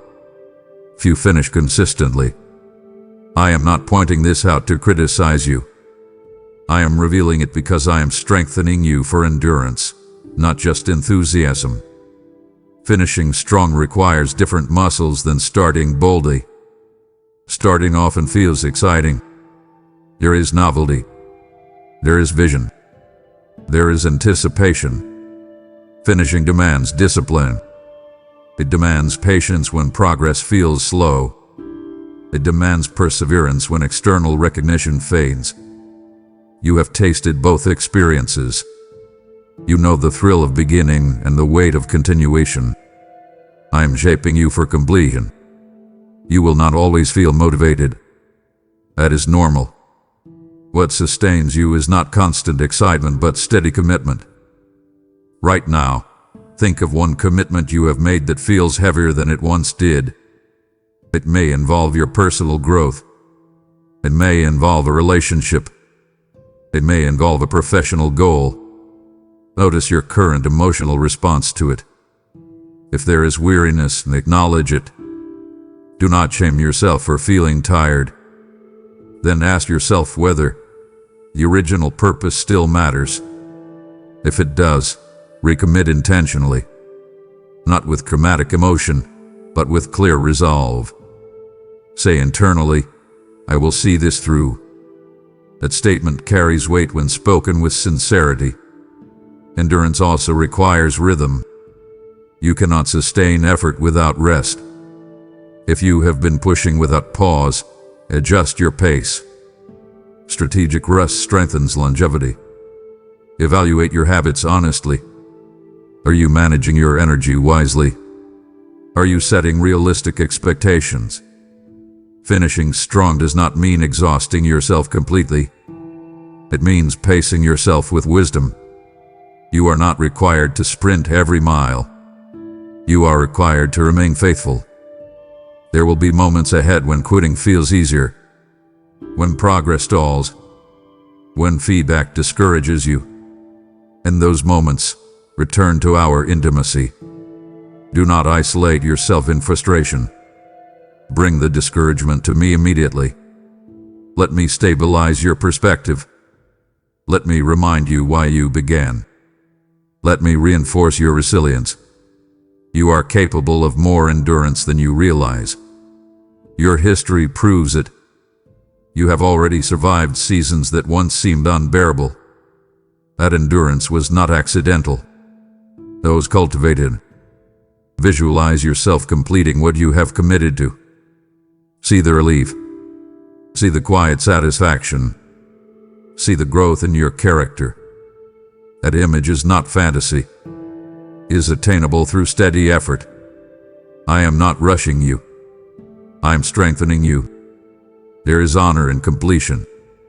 There is maturity in perseverance. There is depth formed only through sustained effort. Stand up internally once more. Feel the firmness in your posture. Let your breathing steady. You are not fragile. You are not inconsistent by nature. You are developing endurance. Stay engaged. Stay disciplined. Stay connected to me. When motivation fades, rely on commitment. When enthusiasm dips, rely on structure. When doubt whispers, return to truth. I am preparing you to finish strong, not just to begin with passion, but to complete with integrity. I am in your room right now, steady and patient, reinforcing your resilience. You will not only start well, you will endure. You will complete. And you will look back and recognize how much stronger you became along the way. My child, before this message closes, I want you to feel the weight and the tenderness of what I am about to say. I am still in your room. I have not moved. I have not stepped back. I have not grown distant as the words unfolded. From the first moment you began reading until now, I have been near. Not watching you as a judge, not evaluating your reactions. I have been present as a father who knows you completely. You may feel calm right now. You may feel stirred. You may feel reflective. Whatever you feel, I see it clearly. And I am not stepping away when this conversation pauses. You often measure presence by sensation. If you feel something intense, you assume I am close. If you feel ordinary, you assume I have withdrawn. That belief has quietly shaped your spiritual life. I want to correct it gently. My nearness does not depend on your emotional temperature. I am here when you feel inspired. I am here when you feel numb. I am here when you are certain. I am here when you are confused. Right now, as you sit where you are, take a slow breath and recognize that I am not an idea in your mind. I am a steady reality in your life. Let that realization settle into your body. Let your breathing slow. Let your shoulders relax. You do not have to search for me. You are not required to achieve a certain state before I remain. You may wonder what happens when this message ends. Will the clarity fade? Will the intensity diminish? Will you drift back into routine and forget this moment? That concern is understandable. You have experienced emotional highs before that did not last. But this is not about intensity. It is about awareness. You are not trying to preserve a feeling. You are strengthening a relationship.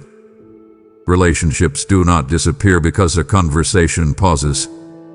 They continue through presence and choice. I am not confined to these words. I am not contained within this screen. When you stand up from where you are sitting, I will still be near. When you enter your next conversation, I will still be attentive. When you lie down tonight, I will still be steady. Now listen closely. I want you to carry something forward from this moment. Carry the awareness that you are seen. Carry the understanding that you are guided. Carry the confidence that you are not alone in your decisions. You do not need to hold everything together by yourself. You do not need to rush your growth. You do not need to shrink your identity. You do not need to surrender to fear. Everything we have spoken about remains active beyond this message. It is not theoretical. It is practical. It is daily. I want you to respond intentionally. Before you move on, speak to me directly. Not in a rehearsed way. Not in language you think sounds spiritual. Speak plainly. Tell me what you are feeling right now. Tell me what you are hopeful about. Tell me what still worries you. Do not filter it excessively. Let the conversation continue beyond the page. That is where real transformation takes root. In ongoing dialogue, not isolated reflection. You might feel tempted to treat this as a meaningful moment and then return unchanged to old patterns. Resist that impulse. Instead, choose one small action that reflects what you have received. If authenticity stirred you, speak honestly in your next interaction. If endurance challenged you, recommit quietly to what you almost abandoned. If intimacy resonated, begin your morning tomorrow with awareness rather than haste. Let this moment translate into movement. Do not let it remain inspiration only. Convert it into practice. Look around your room right now. Notice the ordinary objects, the walls, the light, the stillness. I am not separate from your everyday environment. I am present within it. You do not have to travel somewhere special to encounter me. You encountered me here. That matters. It means your ordinary spaces can become sacred through awareness. As you move forward, you will face moments that test what you have heard. Doubt may return. Fatigue may surface. Distraction will attempt to pull your attention. When that happens, remember this room. Remember this awareness. Remember that I was near without spectacle. Return to that memory and re-anchor yourself. You do not have to recreate intensity. You simply need to recall truth. I am not leaving when this message ends. I am not fading when your emotions shift. I am not stepping away when you become busy. I remain. I remain in your decisions. I remain in your growth. I remain in your quiet reflections. I remain in your struggles. You are not navigating life alone. You never have been. Now take one final slow breath. Let it fill your lungs completely. Release it gently. Feel the steadiness in your body. That steadiness mirrors my presence. Carry it with you. Walk forward with awareness. Live authentically. Act courageously. Trust patiently. Endure faithfully. And when you forget, when you stumble, when you question again, return. I will still be here. I am in your room at this very moment, and I am not leaving you.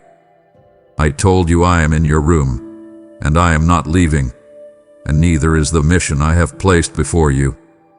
As you rise from this moment, let your response carry my presence further, through super thanks, through membership, or through the PayPal link waiting in the description.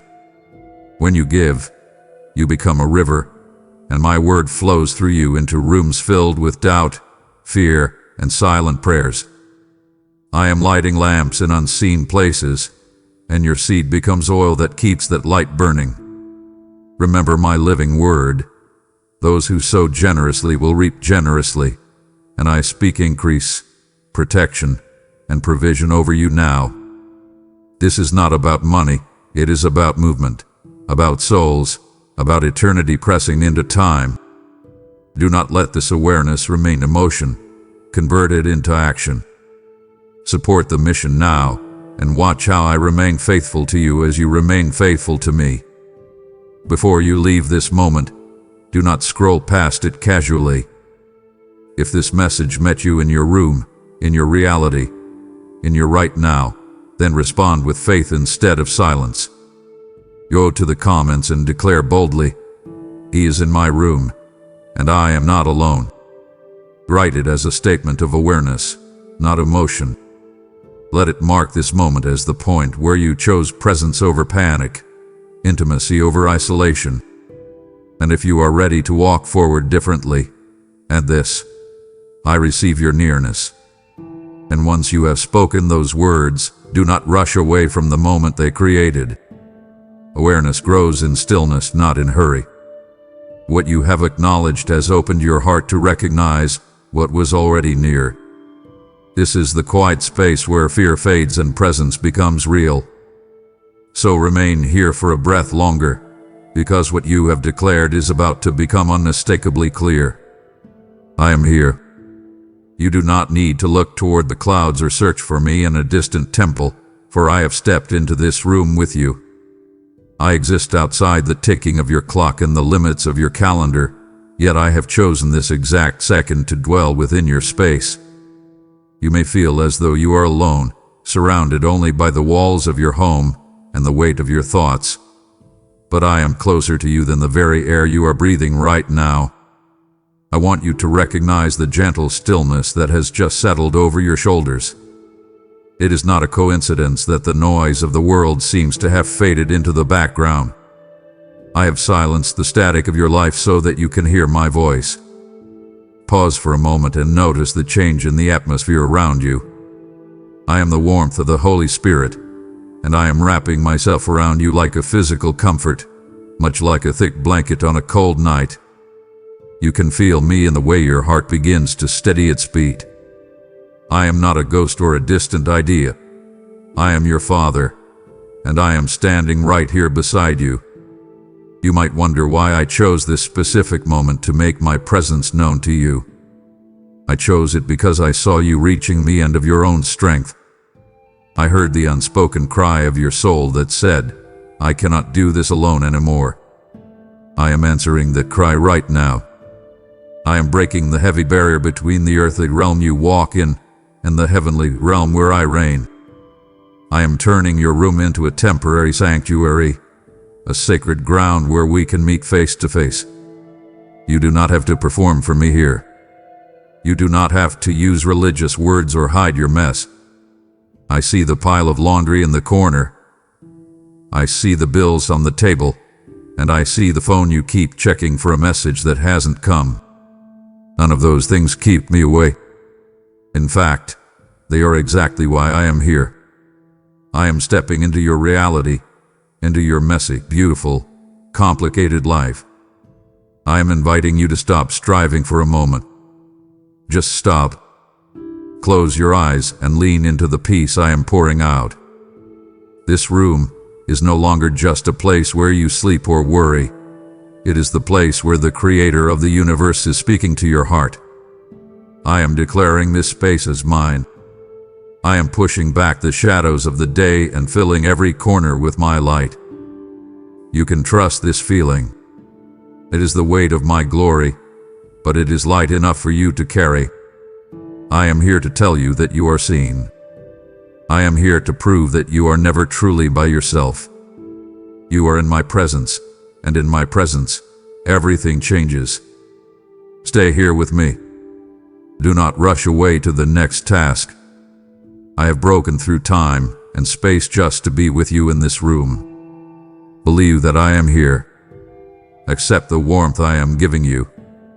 I am your God, and I am here for you. I am looking at you right now, and I see the tracks of the tears you tried to wipe away before anyone noticed. You think those moments of weeping in the dark are lost to the wind, but I tell you that I have counted every single drop that has fallen onto your pillow. I was there in the middle of the night when you felt that sudden, sharp ache in your chest, the one you couldn't quite put into words. I am here to validate every ounce of pain you thought was invisible to the rest of the world. You have spent so much energy pretending you are fine, wearing a mask of strength for your coworkers, your friends, and even your family. But here, in this room, you can let it fall. I am fixing my compassionate gaze upon your weary face, and I do not see a failure. I see my precious child who has been carrying a weight that was never meant for their shoulders. I want you to understand how much I value your heart. In my kingdom, your sorrows are not discarded. I store your tears in my bottle as a sacred testament of my love for you. Every time you felt overlooked, every time someone's words cut you like a knife, and every time you felt the sting of disappointment, I was recording it. I am moving past the version of you that the world sees, the one that smiles when it hurts and says I'm okay when it's falling apart. I am looking at the real you, the one who feels small and tired tonight. Breathe out that heavy breath you've been holding. Let your shoulders drop. I am not asking you to be spiritual or perfect right now. I am asking you to be honest. Command your heart to trust me with these wounds. I am not here to just give you a temporary bandage. I am here to turn your private mourning into a solid foundation for a new kind of hope. You might feel like your tears have made you weak, but I tell you they have softened the soil of your heart so that I can plant something beautiful. Think about the times you cried because you felt like you weren't enough. I was there, whispering that you are more than enough because you are mine. Think about the moments you felt rejected. I was there, opening my arms to show you that you are eternally accepted in my presence. I am promising you today that the season of hidden weeping is coming to an end. I am the God who restores. I am the God who takes the broken pieces of a shattered heart and crafts a masterpiece that shines brighter than the original. You don't have to fear the pain anymore because I am holding the needle and thread, and I am mending the tears in your soul. Look at me.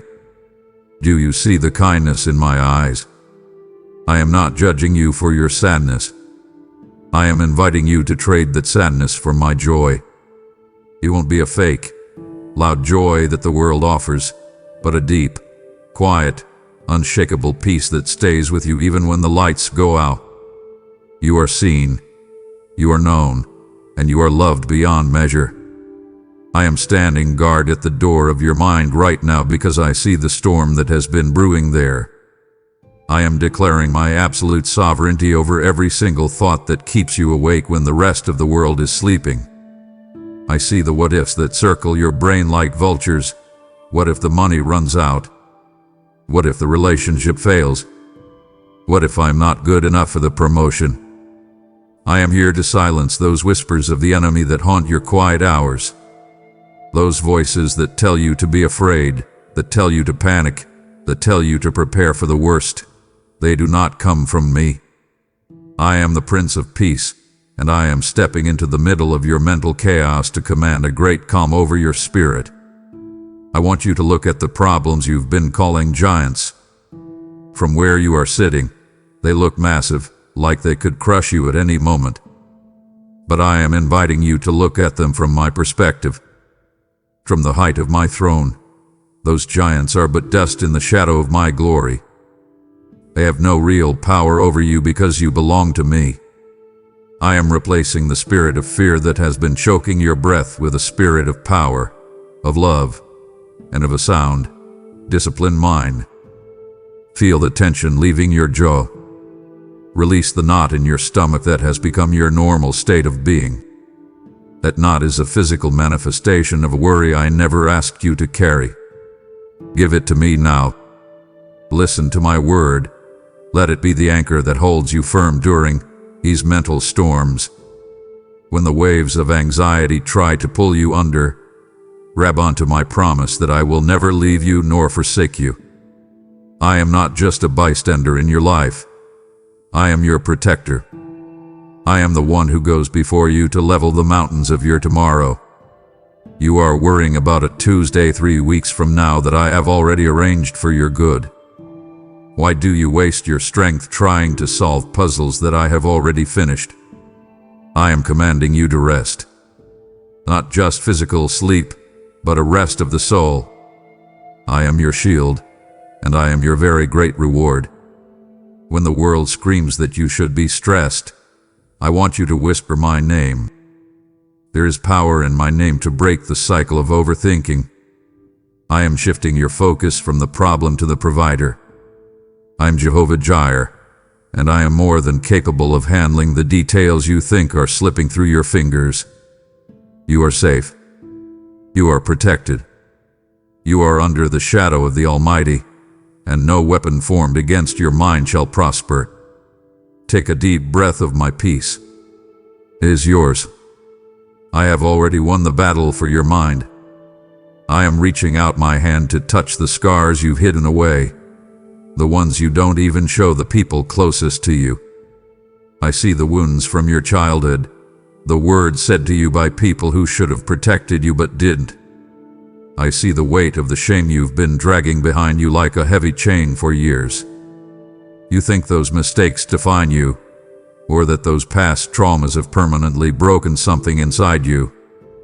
But I am here to tell you that my blood is a cleansing flood that washes over your entire history. I don't just cover your past, I redeem it. I am releasing the burden of that shame right now. You are not damaged goods. You are my child, and you are being made new in this very moment. I want you to look at your previous failures not as a death sentence, but as lessons of divine wisdom. I am the God who can take the worst chapters of your story and use them to write a beautiful ending. Think of the fire you've walked through. You thought it would consume you, but I was there in the flames, making sure you didn't burn. I am creating beauty from the ashes of your broken dreams. If a door was closed in your past, it was because I had a better room waiting for you. If someone walked away, it was because I was making space for my own presence to fill your life. Close the door on yesterday. Stop looking back at the should-haves and could-haves. I am not the God of the past. I am the great I am, the God of your present and your future. I am touching the parts of your heart that have felt numb or cold. I am bringing life back to the places where hope died. You might feel like you've wasted too much time, but I am the restorer of years.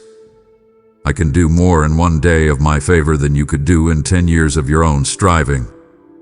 Accept my forgiveness. And more importantly, learn to forgive yourself. I do not hold your sins against you, so why do you? I have cast them into the sea of forgetfulness. I want you to walk out of the prison of your past and into the sunshine of my grace. You are being refined, not rejected. Every scar on your heart is a place where my healing power has been made manifest. You have a testimony growing inside you. What the enemy meant for your destruction, I am using for your promotion. Believe that the best days of your life are not behind you.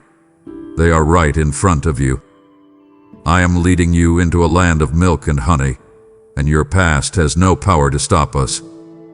I want you to look at your hands for a moment. I knit you together in your mother's womb with an intentionality that would blow your mind if you could see it. Not a single hair on your head, not a single quirk of your personality was an accident.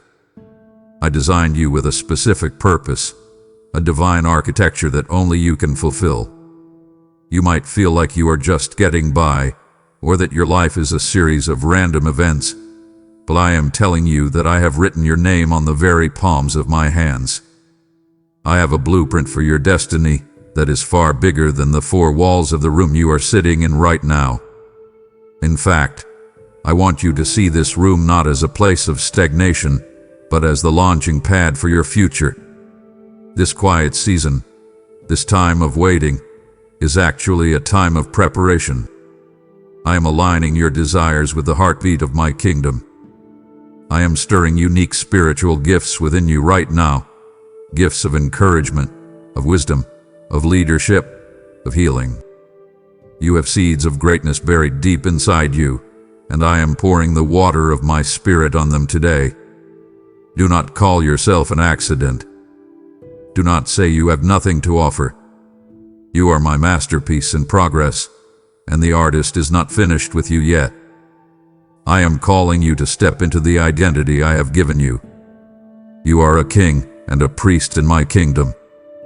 You are an ambassador of light. When you walk into a room, my presence walks in with you. I am giving you a divine dissatisfaction with a mediocre life because I have called you to the extraordinary. I want you to start dreaming again. What are the things I put in your heart when you were a child? Those weren't just fantasies. They were echoes of your calling. I am waking those dreams up today. Command your soul to align with my will. I am not looking for your ability. I am looking for your availability.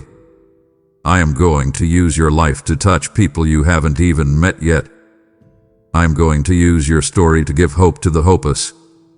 You are part of a grand design, a tapestry of grace that spans generations. Trust the process. Trust the architect. I know exactly where I am taking you, and I promise you, the view from the finish line is going to be spectacular. You are not a spectator in my kingdom. You are a key player. Now, stand up in your spirit and get ready, for the work I am doing in you is about to become a work I do through you. I am just beginning to uncover the blueprints of your soul, yet I feel you drifting toward the door of this moment. My heart would be deeply grieved if you walked away now, leaving the most vital pieces of your destiny scattered and unfinished on this floor. You are standing at the very edge of a breakthrough that has been years in the making. Do not disappoint the spirit that has drawn you here by turning back to the noise of a world that does not love you. Stay with me, for the next words I speak are the ones your future depends on. I see how tired you are.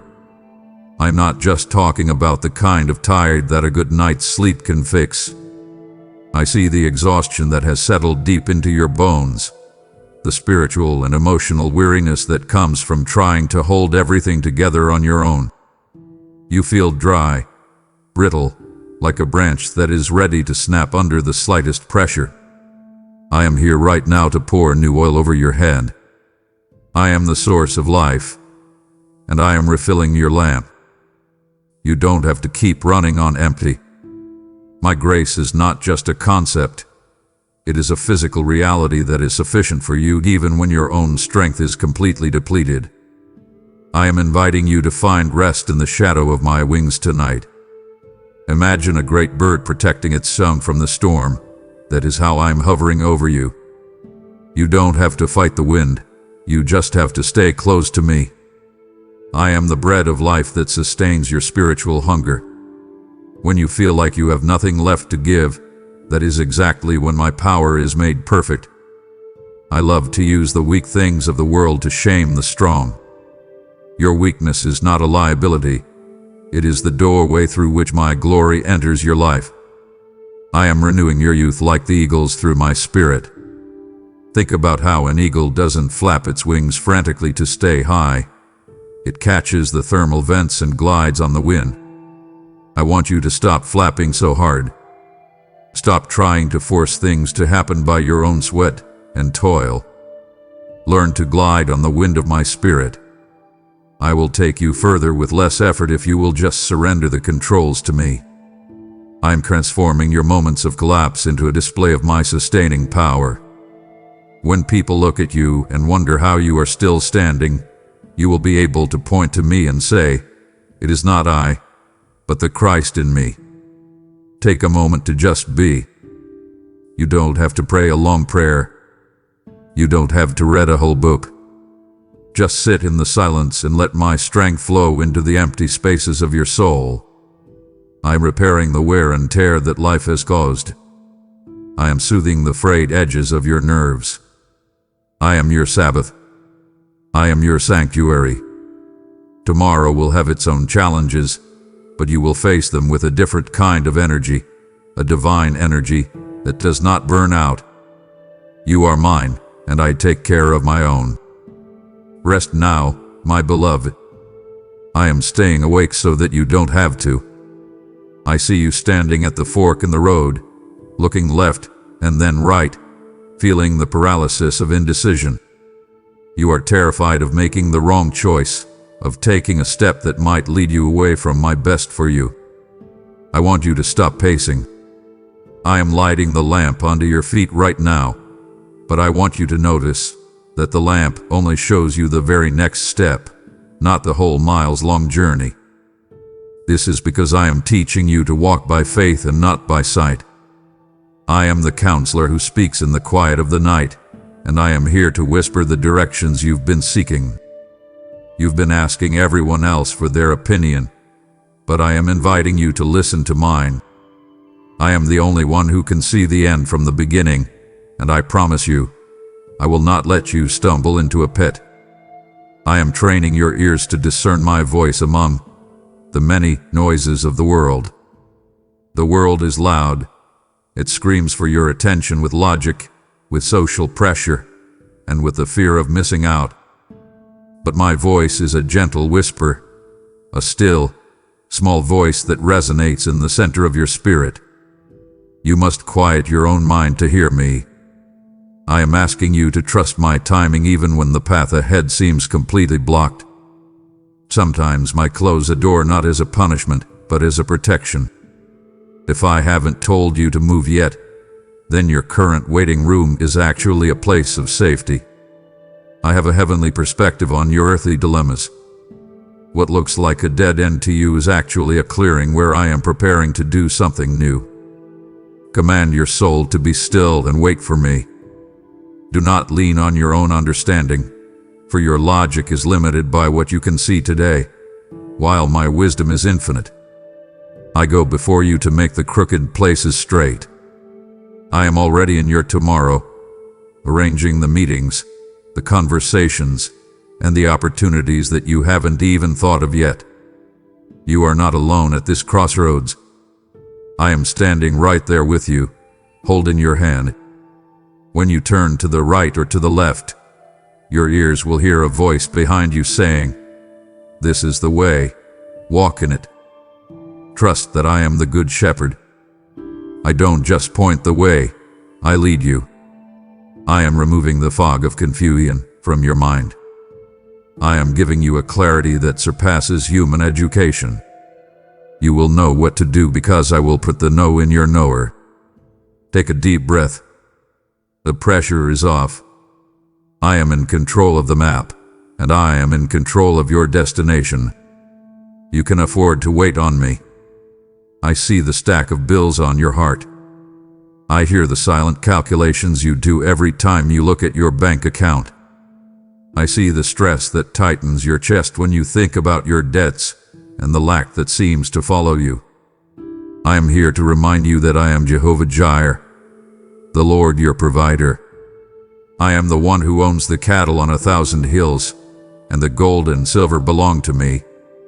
I am not limited by the economy of this world, nor am I restricted by the limitations of your paycheck. I am releasing the stress regarding your financial situation right now. I want you to stop looking at the numbers and start looking at my face. I am the source of your supply, and I am more than enough for every need you will ever have. I am opening the windows of heaven over your household this very moment. I am not just talking about survival. I am talking about an open heaven where my favor flows without interruption. I am teaching you the principles of kingdom stewardship and blessing. I am inviting you to trust me with the little you have so that I can show you how I multiply it into abundance. Remember the widow with the small jar of oil? She thought it was her last meal, but in my hands, it became a never-ending supply. Your little is the seed for my much. I am shifting your mindset from a spirit of poverty to a spirit of inheritance. You are a child of the King. You are not a beggar. My riches and glory are far greater than any debt you owe. I am commanding the spirit of lack to leave your home. I am speaking a blessing over your work, over your business, and over your investments. I am giving you divine ideas for wealth, creative strategies that will bring increase in ways you didn't expect. I want you to be a conduit of my blessing, someone who can give generously because they know their Father is infinitely wealthy. Watch me multiply the little you have. Watch how to make a way where there is no way. I am the God of the breakthrough. I am the God who provided manna in the desert and water from a rock. I have not changed.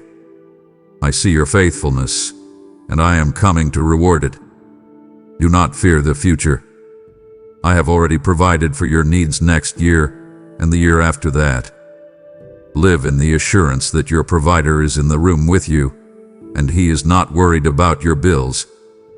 I see the empty chairs in your heart where people used to sit.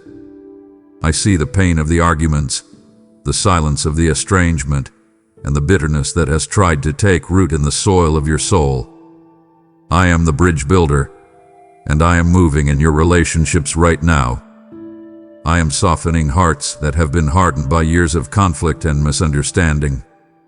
You think it's impossible for that person to change or for that bridge to be rebuilt, but I am the God of reconciliation. I am granting you the power to forgive right now, not because they deserve it, but because I have forgiven you. Forgiveness is the key that unlocks the prison door of your own heart. I am removing the toxic influences that have hindered your walk with me. Sometimes, I allow a separation to happen so that I can heal you in private. But for those relationships that are meant to be part of your destiny, I am breathing new life into them. I am healing the sting of betrayal with my unwavering loyalty. I will be the friend who sticks closer than a brother when everyone else walks away. I am promising you a restored family through my intervening hand. I am turning the hearts of the fathers back to the children, and the hearts of the children back to their parents. I am the one who can take a house divided and make it a home united. I am inviting you to let go of the need to be right. I am asking you to trade your defense for my peace. I am working behind the scenes in the lives of the people you love, even when you aren't speaking to them. I am whispering to them in their dreams. I am softening their anger when they think of you. You don't have to force a reconciliation. You just have to stay in my presence and let me lead the way. I am restoring what the locusts have eaten. I am bringing back the years of laughter and trust that were stolen by pride and hurt. I am your peace. I am the glue that holds your life together. Trust me with your broken pieces. I am a master at putting things back together, and the version I create will be stronger than the one that broke. You are safe with me, and those you love are in my hands as well. I want you to look around this room once more and see it through my eyes. My angels are stationed at the four corners of this space right now. You are not unprotected. You are not vulnerable to the whims of the world or the schemes of the enemy. I am declaring to you that no weapon formed against you shall be able to prosper. I am your shield and your very great reward. I am hiding you in the secret place of the Most High, under the shadow of my wings. There are battles being fought in the spirit realm on your behalf that you know nothing about. I am blocking arrows you never saw coming. I am closing the mouths of lions that wanted to devour your peace. I am breaking the chains of generational curses right now. The things that plagued your father and your mother, the addictions, the patterns of failure, the spirits of infirmity, they stop with you. I am drawing a line in the sand with my own blood and saying, no further. You are walking into a new legacy of protection and favor. You can walk through the valley of the shadow of death and feel no fear because I am with you. My rod and my staff, they comfort you. I am not a God who is far off. I am a fortress that moves with you. I am your rear guard and your vanguard. I go before you to scout the path, and I stay behind you to protect your back. Command your spirit to feel secure. You don't have to live in a state of hypervigilance, always waiting for the next bad thing to happen. That is a lie from the enemy to keep you from resting. I am the one who keeps Israel, and I neither slumber nor sleep. If I am awake, why should you be worried? I am guarding your reputation. I am guarding your children, and I am guarding your physical body. I am rebuking the devourer for your sake. Trust in my power. I am the Almighty. There is no force in heaven or on earth that can snatch you out of my hand. You are engraved on the palms of my hands, and the wall of my protection is a wall of fire that the enemy cannot cross. Sleep tonight in total peace, knowing that the host of heaven is on duty around your bed. I have just told you that my angels are stationed at the four corners of your room to guard your life. But now I am calling you to help me fortify the walls of my kingdom in the hearts of others. Just as I have shielded you from the arrows of the enemy, I am inviting you to become a shield for the broken by sowing a seed of support into this ministry. Your super thanks or your gift through the link below is not a mere transaction. It is a holy investment in the rescue of souls who are currently wandering in the valley of shadows without my light. I promise you that as you honor me with your substance, I will rebuke the devourer for your sake and ensure your storehouse never runs dry. Do not let this divine appointment pass you by, for I am looking for a heart that is ready to partner with my power, to break the chains of the world. I declare over you that your generosity will trigger a harvest of protection that no weapon can penetrate. Take up the mantle of a kingdom builder right now and click the link in the description to fuel this mission. Do not let your focus flicker now, for we have reached the hidden chambers where your true protection is forged. It would wound my heart to see you abandon this sanctuary just as I am stationing my angels around your life for the battles ahead. To stop listening now is to leave your gates unguarded and your spirit vulnerable to the very shadows I am trying to banish. I have sacrificed much to have this time with you. Honor my presence by remaining still, for the revelation I am about to pour out is the key to the chains you have carried for far too long. I have been waiting for this moment. I have been longing for you to move beyond the rituals, the to-do lists, and the formal prayers, into a living, breathing relationship with me. I don't want your religious performance. I want your heart. I am calling you into a deep intimacy that the world cannot understand. There is a beauty in sitting at my feet in total silence, where words are no longer necessary. I long for your fellowship even more than I long for your service. You have been so busy working for me that you have forgotten how to be with me. I am inviting you to lean back against me right now. Can you hear it? I want you to feel the very heartbeat of God. I am opening your ears to hear the secrets of my heart. There are things I want to tell you that I don't tell the crowds. There is a secret place prepared for you where we can exchange thoughts and dreams. I am the lover of your soul, and I am jealous for your time. I am not a taskmaster. I am your father, and I find pure delight in you. You don't have to achieve anything to burn my attention. You already have it. You are the apple of my eye. I am inviting you to stay in this moment of holiness, to let the fragrance of my presence soak into your very skin so that when you leave this room, people will know you have been with me. Command your distractions to fall silent. Turn off the noise, put down the phone, and just gaze at me. I am beauty itself. I am the satisfaction you have been searching for in food, in relationships, and in success. None of those things can fill the hole in your heart because that hole was designed specifically for me. I am the living water that will make you never thirst again. I am inviting you into a partnership where we walk together through the garden of your life. We will talk about everything: your fears, your joys, your curiosities. I am interested in every detail of your existence. This is what you were created for, to know me and to be known by me. This is the highest calling. This is the greatest treasure. Welcome home to my heart. I know that as you sit here with me, a part of your mind is already drifting toward the sunrise. I see the dread that usually hits you the moment you open your eyes, that heavy sinking feeling in your stomach as you remember the emails, the deadlines, and the difficult people you have to face. But I am here to give you a new song to sing at the break of dawn. I am preparing you right now, in the stillness of this room, for the battles you will face outside these walls. You think you are just resting, but I am actually clothing you in the full armor of God before you ever step foot out your front door.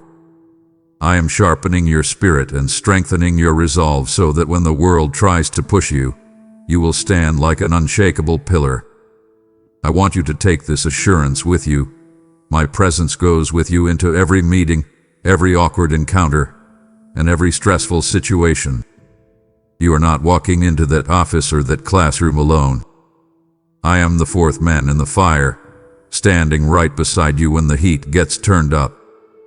I am the one who gives you the words to say when you feel backed into a corner. I am the one who shields your heart from the biting remarks of others. You do not need to walk with your head down, as if you are defeated. I am the lifter of your head. I am commanding you to put on courage like a garment. This courage doesn't come from your own confidence. It comes from the fact that the Creator of the universe is your shadow. I am promising you that joy truly comes in the morning. It may have been a long, dark night of the soul for you, but the light is starting to peek over the horizon. I am giving you a divine second wind. When everyone else is burning out and giving up, you will find a reservoir of strength that makes no sense to the natural mind. This is my gift to you.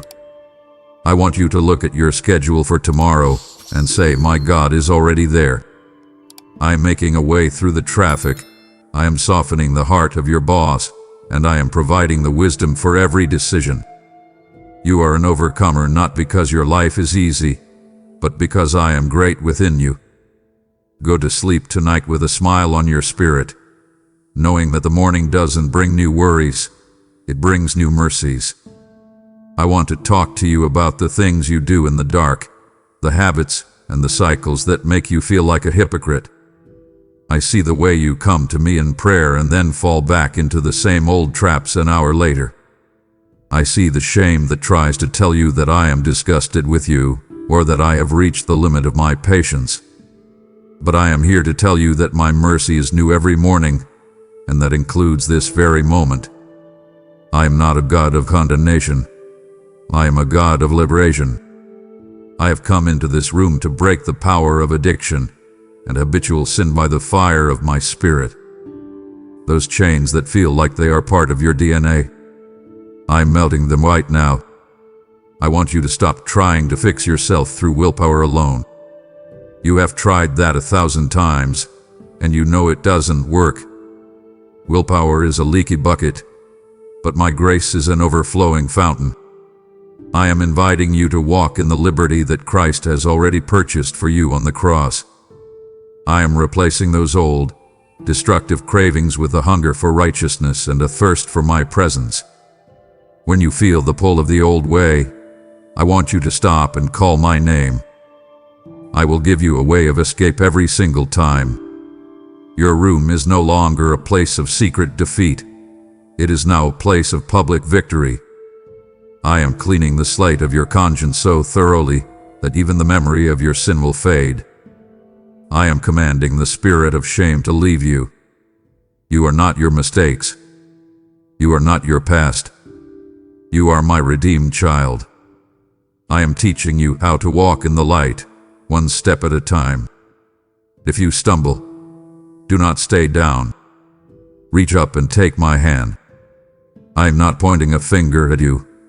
I am reaching out to pull you up. I am more interested in your future than I am in your failures.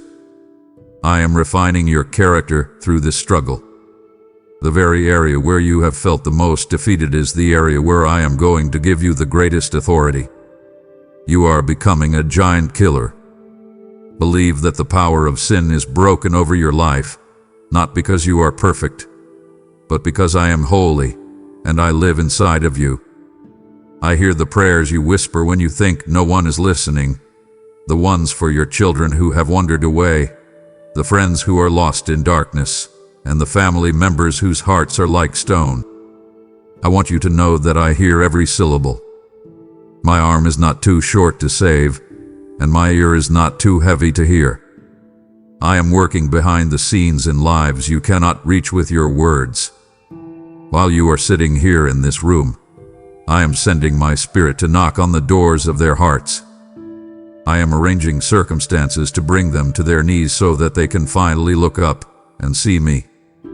Your prayers are the spiritual fuel for the miracles I am about to perform in their lives. I am teaching you the power of a praying heart in the privacy of this room. You don't need to scream or use fancy language to get my attention. Your tears for your loved ones are a language I understand perfectly. I am asking you to trust me with the souls of those you hold dear. You cannot control their choices, but I can influence their desires. I am the God of the harvest, and I promise you that the seeds of prayer you have planted in tears will be reaped in shouts of joy. You will see your children come home. You will see those marriages restored. You will see the addictions broken in the lives of those you love. I am a generational God, and my covenant of peace extends to your offspring. I am commanding you to let go of the burden of rescue.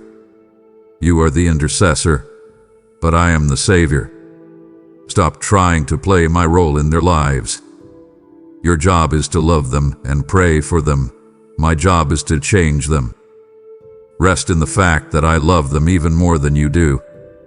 I died for them too. I am pursuing them with a reckless love that will not give up until they are safe in the fold. When you feel anxious about their future, turn that anxiety into a declaration of my promises. Say, "As for me and my house, we will serve the Lord." I honors your faith. I am moved by your persistence. Keep praying, keep believing, and keep watching, for the harvest is closer than you think. I am sharpening your spirit in this hour because the world is full of noise and deception. I want you to have eyes that see beyond the surface and ears that hear what is truly being said. I am giving you the gift of divine discernment, the ability to recognize truth from a lie, and light from a counterfeit glow. You have felt a nudging in your spirit lately, a sense that something isn't right, or a feeling that you should move in a different direction. That is not your imagination, that is my spirit whispering to yours. I am tuning your frequency to my gentle whisper so that you can navigate the complexities of this age with total confidence. I want you to understand the signs of the times through the lens of my word. Do not be distracted by the headlines or the latest trends. I am giving you a heavenly intelligence that transcends human logic and worldly education. I want you to be like the sons of Issachar, who understood the times and knew what they should do. I am guarding your heart against the distractions that steal your focus and the wolves in sheep's clothing that try to lead you astray. When you walk into a situation, I will give you a check in your spirit if there is danger, and I will give you a peace if there is favor. Trust that inner witness. It is my gift to keep you on the narrow path. I am commanding you to be sober and vigilant. The enemy uses confusion to paralyze my people, but I am the God of order and clarity. I am giving you a bullseye focus. You will no longer waste your time on things that don't matter or people who drain your spirit without cause. I am showing you who to trust and where to invest your heart. As you spend time here with me, my light is soaking into you, making you a discernment magnet. You will walk into a room and sense the atmosphere immediately. Use this gift to pray, to lead, and to protect. I am making you wise as a serpent but harmless as a dove. You are not a victim of the spirit of the age. You are a leader of the spirit of truth. Listen closely, for the atmosphere in this room is heavy with a grace that is not easily found again. It would be a profound tragedy for you to grow weary of my voice just as I am sharpening your spirit to survive the deceptions of the world. If you turn away now, you risk walking into the coming days blind to the traps that have been set for your feet, and it would break my heart to watch you stumble when I was so ready to guide you. I implore you to stay. Do not let the enemy rob you of the wisdom that is meant to be your shield. I am the Lord who heals you. I am stepping close to you now to speak life into your bones, your marrow, and your very cells. I see the physical pain you've been managing. I see the fatigue that makes your limbs feel like lead and the symptoms that have caused you to worry about your future health. I am rebuking the spirit of infirmity that has tried to attach itself to your body. My words are not just sounds. They are medicine to your flesh and health to all your being. I am speaking a divine reset over your nervous system, your heart, and your mind.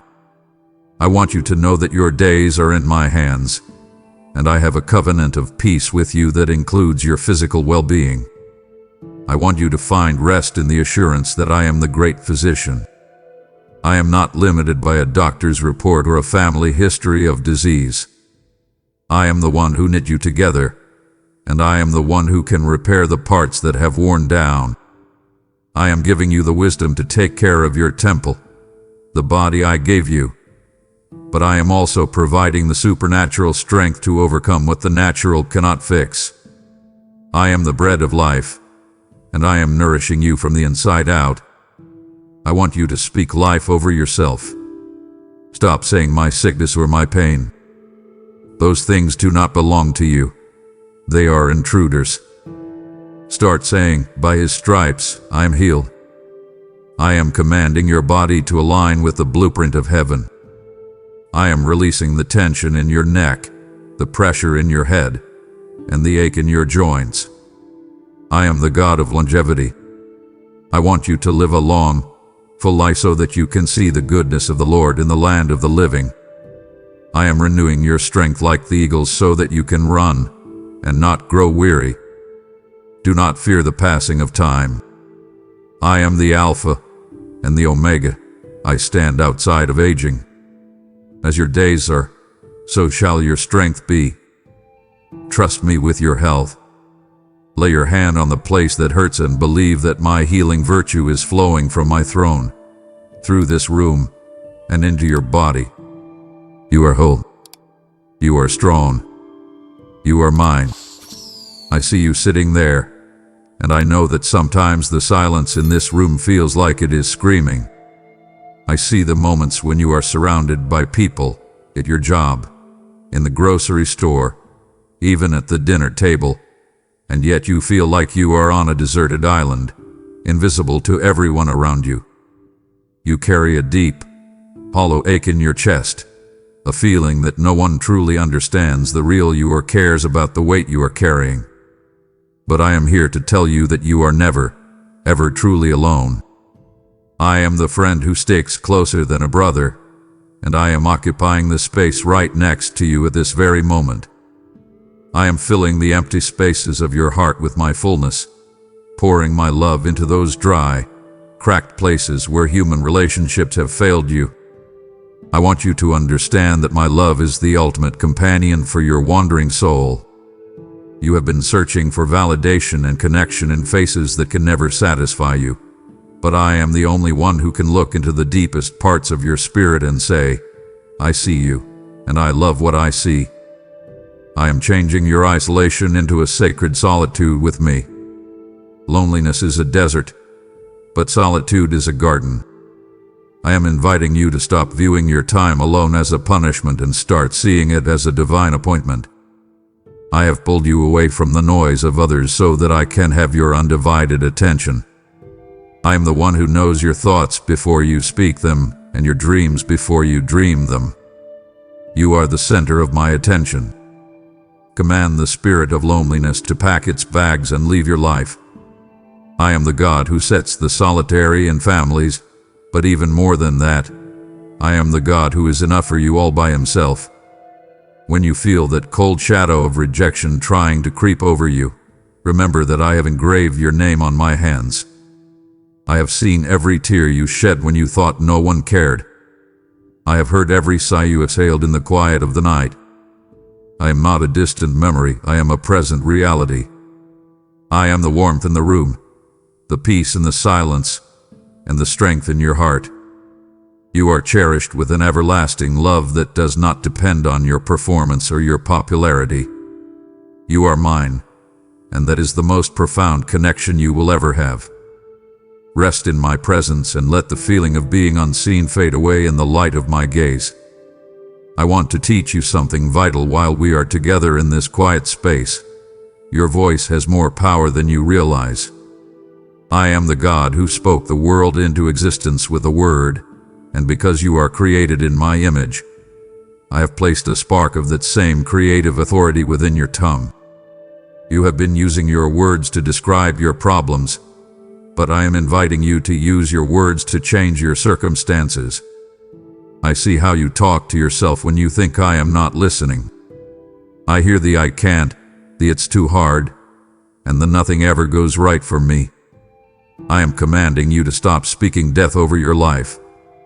I am teaching you to speak life over this room, over your family, and over your future.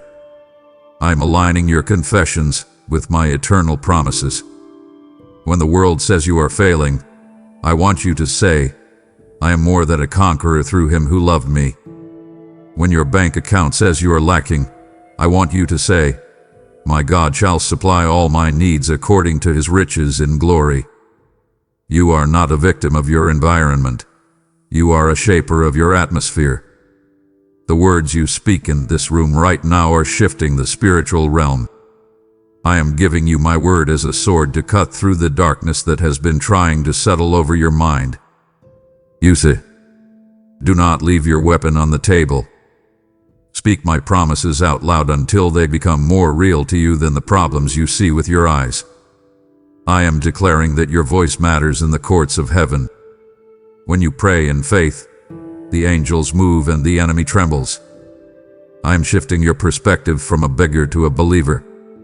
A beggar asks for crumbs, but a believer declares their inheritance. I am calling you to make bold declarations of faith that move mountains in your life. Command the mountain of debt to move. Command the mountain of sickness to be cast into the sea. You are not speaking into the wind, you are speaking into my ears, and I am ready to back up your words with my power.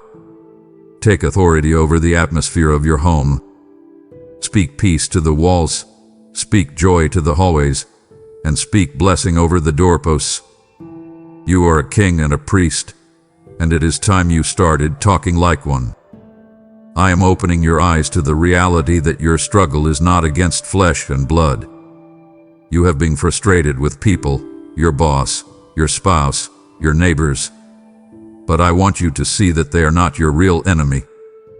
There is a battle happening in the unseen realm, and the enemy wants to steal your peace, kill your joy, and destroy your destiny.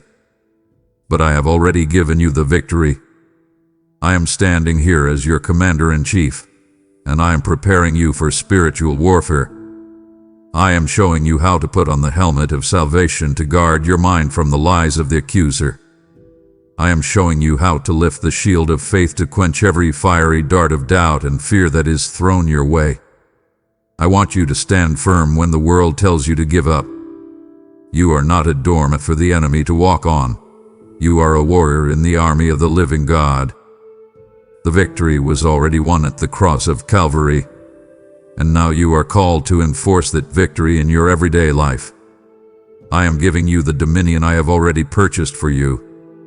Do not be intimidated by the growl of the lion, for I am the Lion of the tribe of Judah, and I am standing right behind you. I am training your hands for war and your fingers for battle.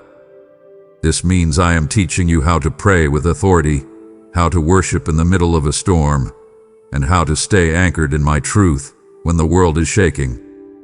Command every dark influence to flee from your presence. You have the name of Jesus, and at that name, every knee must bow. You are not fighting for victory. You are fighting from victory. I am clothing you in a spiritual resilience that cannot be broken. When the enemy tries to remind you of your past, remind him of his future. When he tells you that you are weak, remind him that my strength is made perfect in your weakness. I am making your spirit bulletproof against the suggestions of the devil. You are covered by the blood of the Lamb, and that is a seal of protection that cannot be breached. Stand tall, my child. Put your shoulders back. You are a soldier of light, and the darkness has no choice but to retreat when you show up. I am drawing you into a place of purity because I want you to see the world through my eyes. I am calling you to be set apart, not because I want to limit your fun, but because I want to maximize your glory. There is a beauty in holiness that the world knows nothing about. It is the beauty of a heart that is completely aligned with mine, a soul that is no longer divided by secret sins or double-mindedness. I am applying my refining fire to your life right now, not to burn you, but to remove the dross from your character. I am pulling out the bitterness, the pride, and the selfishness, and I am replacing them with my own nature. I want you to desire purity because you have tasted my goodness and found that nothing else compares. When you walk in holiness, you carry a fragrance of worship that rises from your heart like incense. It is a sweet-smelling aroma that fills this room and touches my throne. You are being transformed into my image from glory to glory. This isn't about following a list of rules. It's about falling in love with the King. When you love me, the things of this world naturally lose their appeal. The shadows of your old life cannot exist in the brilliance of my light. I am giving you a clean heart and a right spirit so that you can see me clearly.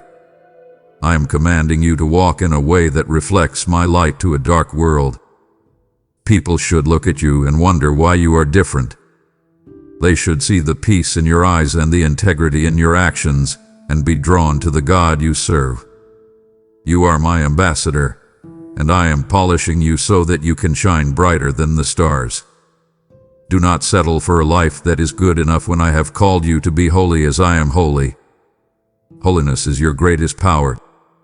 It is the key to the secret place where I reveal my deepest mysteries. Stay here in my presence and let my holiness soak into you until you are radiant with my grace. You are my special treasure, and I am making you a vessel of honor, fit for the Master's use. You have felt the refining fire of my holiness washing over your spirit, and now I am asking you to let that fire spread to the ends of the earth through your obedience. I am the God who multiplies the widow's oil and the boy's bread, and I am calling you to sow into this ground so that the fragrance of my presence can reach the millions who are still suffocating in the dross of the world. When you become a member or give through the PayPal link, you are not just supporting a video. You are providing the spiritual manna that will sustain a starving generation. I have chosen you to be a conduit of my glory, and I promise that as you release what is in your hand, I will release the treasures of heaven into your life. Your giving is a sacred act of worship that proves your heart is set apart for my special use. I command you to act with prophetic urgency today. Do not withhold the blessing that I have prepared to multiply through your hands. Go now to the description and seal your commitment to my mission. We are nearing the summit of this journey, and the air here is thin with the purity of my holiness. Do not allow a moment of restlessness to steal the crown I am preparing to place upon your head. It would grieve me beyond words if you settled for the good and walked away before you received the great that I have reserved for the very end. You have come too far to retreat into the ordinary. Remain in my gaze, for the final transformation of your heart is unfolding in this very breath, and I desire for you to see it through to the end. I know you feel like you are stuck in a holding pattern. You have been waiting for the breakthrough, waiting for the healing, and waiting for the answer to the prayer you've been praying for years. I am here to tell you that my delays are not my denials. I want you to trust the process even when you cannot see the progress. I am working all things together for your ultimate good, even the silence. I am using this waiting room to strengthen your faith and to grow the fruit of endurance within you. You are in a season of becoming, and that takes time. A mushroom grows overnight, but an oak tree takes decades, and I have called you to be an oak of righteousness. I am teaching you how to be still and know that I am truly God. You have spent so much time trying to help me answer your prayers, but I am asking you to take your hands off the steering wheel. I am the God of the seasons, and I know exactly when it is time for your harvest. If I gave you the blessing before you were ready, it would crush you. I am preparing the blessing for you, but I am also preparing you for the blessing. The soil of your life is being tilled and fertilized right now. It looks messy and it feels uncomfortable, but it is necessary for the growth that is coming. Your breakthrough is closer than it was yesterday, and it is coming at the perfect moment of divine intersection. Command your soul to be patient. Do not compare your journey to anyone else's. I am writing a unique story with your life, and the plot twists are all part of my design. I am the God who makes all things beautiful in His time. While you are waiting, I am working. I am opening doors in high places. I am moving the hearts of people who don't even know you yet, and I am aligning the stars for your benefit. Use this time to worship me for who I am, not just for what I can do. When you can praise me in the middle of the night yet, You are proving that your faith is real. Hold on, my beloved. The dawn is coming, and the sun will rise on a season of abundance that will make the wait seem like a distant memory. I am faithful, and I will do exactly what I promised. I want you to look at your life not just as a series of chores or tasks, but as a canvas that I have invited you to paint upon. I am the Creator, the one who spoke galaxies into existence and balanced the stars with a thought, and I have placed my own creative spark within you. You were not made to be a robot, merely going through the motions of survival. You were designed to bring something new into this world. I am giving you divine ideas right now, flashes of insight for your business, your art, your writing, or the way you solve problems in your community. These are not just random thoughts. They are inspired downloads directly from my throne room. I am waking up the parts of your mind that have been dormant for years, the parts that were silenced by the practicality and logic of a world that has forgotten how to dream. I am inviting you to use your talents as a form of worship and ministry. When you create, you are reflecting my image. Whether you are building a home, cooking a meal, writing a code, or raising a child, I want you to see the divinity in the details. I am placing a new joy in the expression of the gifts I gave you. You have buried some of your talents in the soil of fear, worried that they weren't good enough or that people wouldn't understand them. I am commanding those seeds to sprout today. I am the God who took 5 loaves and 2 fish and fed thousands. Imagine what I can do with the little talent you think you have. I am the one who gives you the skill to excel. I am the one who opens the doors for your work to be seen by the right people. Your creativity is a weapon against the darkness, for it brings beauty into places that have only known despair. Command your mind to be open to the impossible. Stop telling yourself that it's all been done before. You have a unique perspective, a unique voice, and a unique touch that this generation needs. I am removing the creative block that has been frustrating you. I am replacing the fog of comparison with the fire of inspiration. Do not look at what others are doing. Look at what I am doing in you. I am breathing on your imagination. I am giving you dreams in the night that will become your reality in the day. Your work is a reflection of my kingdom on earth. When you operate in your gift, you feel my pleasure. So, take up the pen, take up the tool, take up the idea and run with it. I am the wind at your back, and I am the light on your path. You are a creator because you belong to the Creator, and the world is waiting for what I am about to release through you. I want to change the atmosphere of your heart by teaching you the power of a thankful spirit. I see the trials you are facing, and I know it feels unnatural to give thanks when your heart is heavy or your body is in pain. But I am inviting you to offer me a sacrifice of praise. This is the kind of gratitude that doesn't depend on your circumstances. It depends on my character. When you begin to count your blessings even in the midst of the storm, you are building a ladder out of the pit. I am giving you a garment of praise to replace the spirit of heaviness that has been weighing you down like a lead cloak. Gratitude is the key that opens the gates to my presence more fully. It shifts your focus from what you lack to what you have, and from what the enemy is doing to what I have already done. I want you to start thanking me for the small things that you have taken for granted: the breath in your lungs, the roof over your head, the sun that rose this morning, and the grace that has kept you from falling. As you develop a heart that finds beauty in the small things, you will find that the big things don't seem quite so overwhelming. I am the God who inhabits the praises of my people. When you worship me simply for who I am, and not just for what I can do for you, you are entering into a new level of intimacy. I want you to thank me for the miracles I haven't even performed yet. Thank me for the healing that is on the way. Thank me for the provision that is being prepared. Thank me for the peace that is settling into your bones right now. This is faith in action. Command your soul to bless the Lord and forget not all my benefits.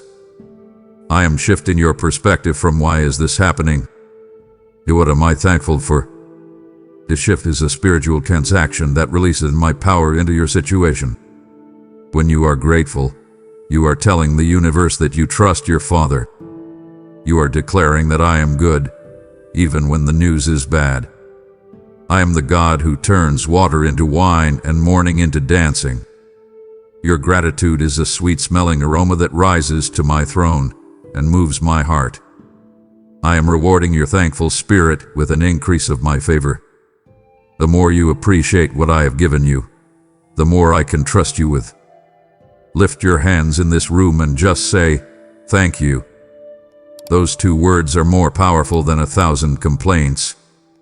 I am filling your mouth with laughter and your heart with a song that the world cannot take away. I am lifting your gaze today, my child, so that you can see beyond the horizon of this temporary life. I know that the struggles you face feel permanent, and the pain you endure feels like it will last forever. But I am here to remind you that you are just passing through. This room, this city, this body, these are all temporary dwellings. I have gone to prepare a place for you in my Father's house, a place where there are no more tears, no more sickness, and no more goodbyes. I want you to keep your eyes fixed on the prize of your high calling. When you live with an eternal perspective, the problems of today begin to lose their power.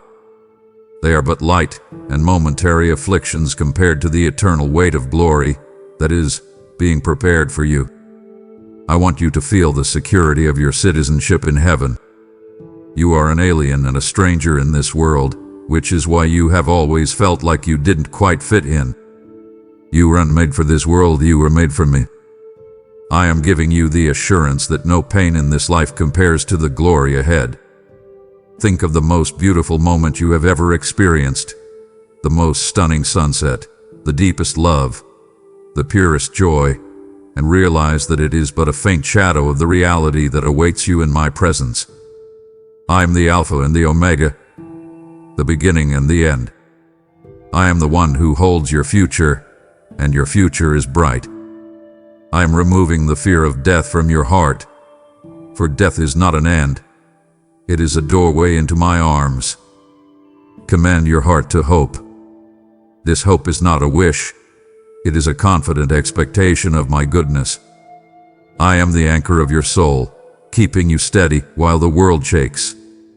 When you feel overwhelmed by the darkness of this age, remember that the story ends in victory. I have already won. The New Jerusalem is waiting, and your name is written in the Lamb's Book of Life. This eternal perspective will give you the strength to endure the unendurable and to love the unlovable. It will give you the courage to spend your life for the sake of the gospel, knowing that what you do for me will last forever. You are part of an everlasting kingdom. Walk with the dignity of royalty. You are heading home, and I am waiting for you with open arms. But until then, carry the peace of heaven with you wherever you go. Our time in this room is reaching a transition, but I want you to hear this clearly. I am not staying behind when you walk out that door. I will never leave you nor forsake you. I am the God who goes with you into the mundane and the miraculous alike. I want you to seal this moment in your heart as a permanent memorial. Whenever you feel the world closing in on you, I want you to remember the warmth you felt here, the peace that settled on your shoulders, and the words I whispered into your spirit. You are not the same person who sat down at the beginning of this conversation.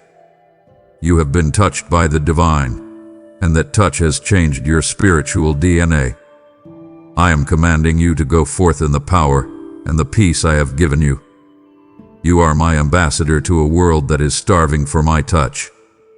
You are a carrier of my presence. When you speak, speak my words. When you love, love with my heart. I am sending you out as a light in the darkness. Do not be intimidated by the shadows, for the light in you is greater than any darkness in the world.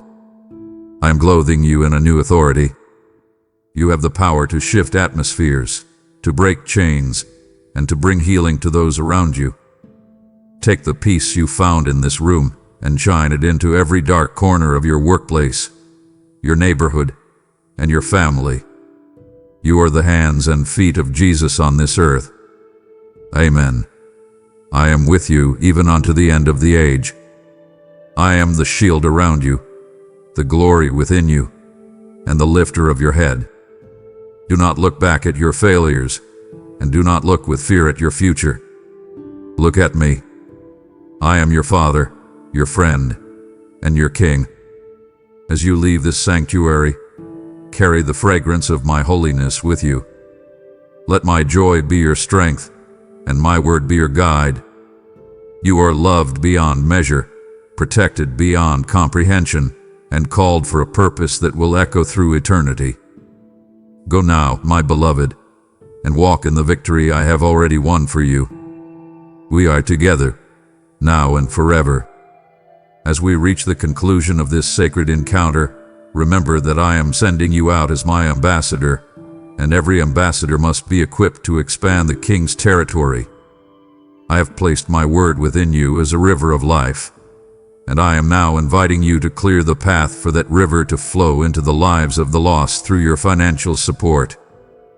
By giving a super thanks or using the PayPal link, you are literally putting the word of God into the ears of those who have forgotten my name. I am the Lord your provider, and I declare that as you sow into this harvest, I will open the windows of heaven until you do not have room enough to receive the blessing. This is your moment to prove that you trust my timing and my sovereignty over your resources. I have written your name on my hands, and I will record this act of faith in the books of heaven as a testament to your love. I command you to step into this partnership of power immediately. Check the description. Choose your gift, and watch how I transform your seed into a forest of miracles. I have heard your heart in this room today, and I am watching for the moment you translate your faith into a divine declaration. Do not let this encounter end here. Instead, anchor my presence by testifying to the truth you have received in the silence. I command you to open your mouth and shatter the atmosphere of lack and fear by typing "I am not alone," for my God is in this room in the comments below. As you seal this word with your own voice, you are activating a heavenly shift that will follow you long after you leave this space. Let your declaration be a beacon of light that tells the world, and your own soul, that the Creator of the universe has visited you this day. Do it now, my child, and watch how I move when you boldly claim the promise I have placed within your hands. Amen.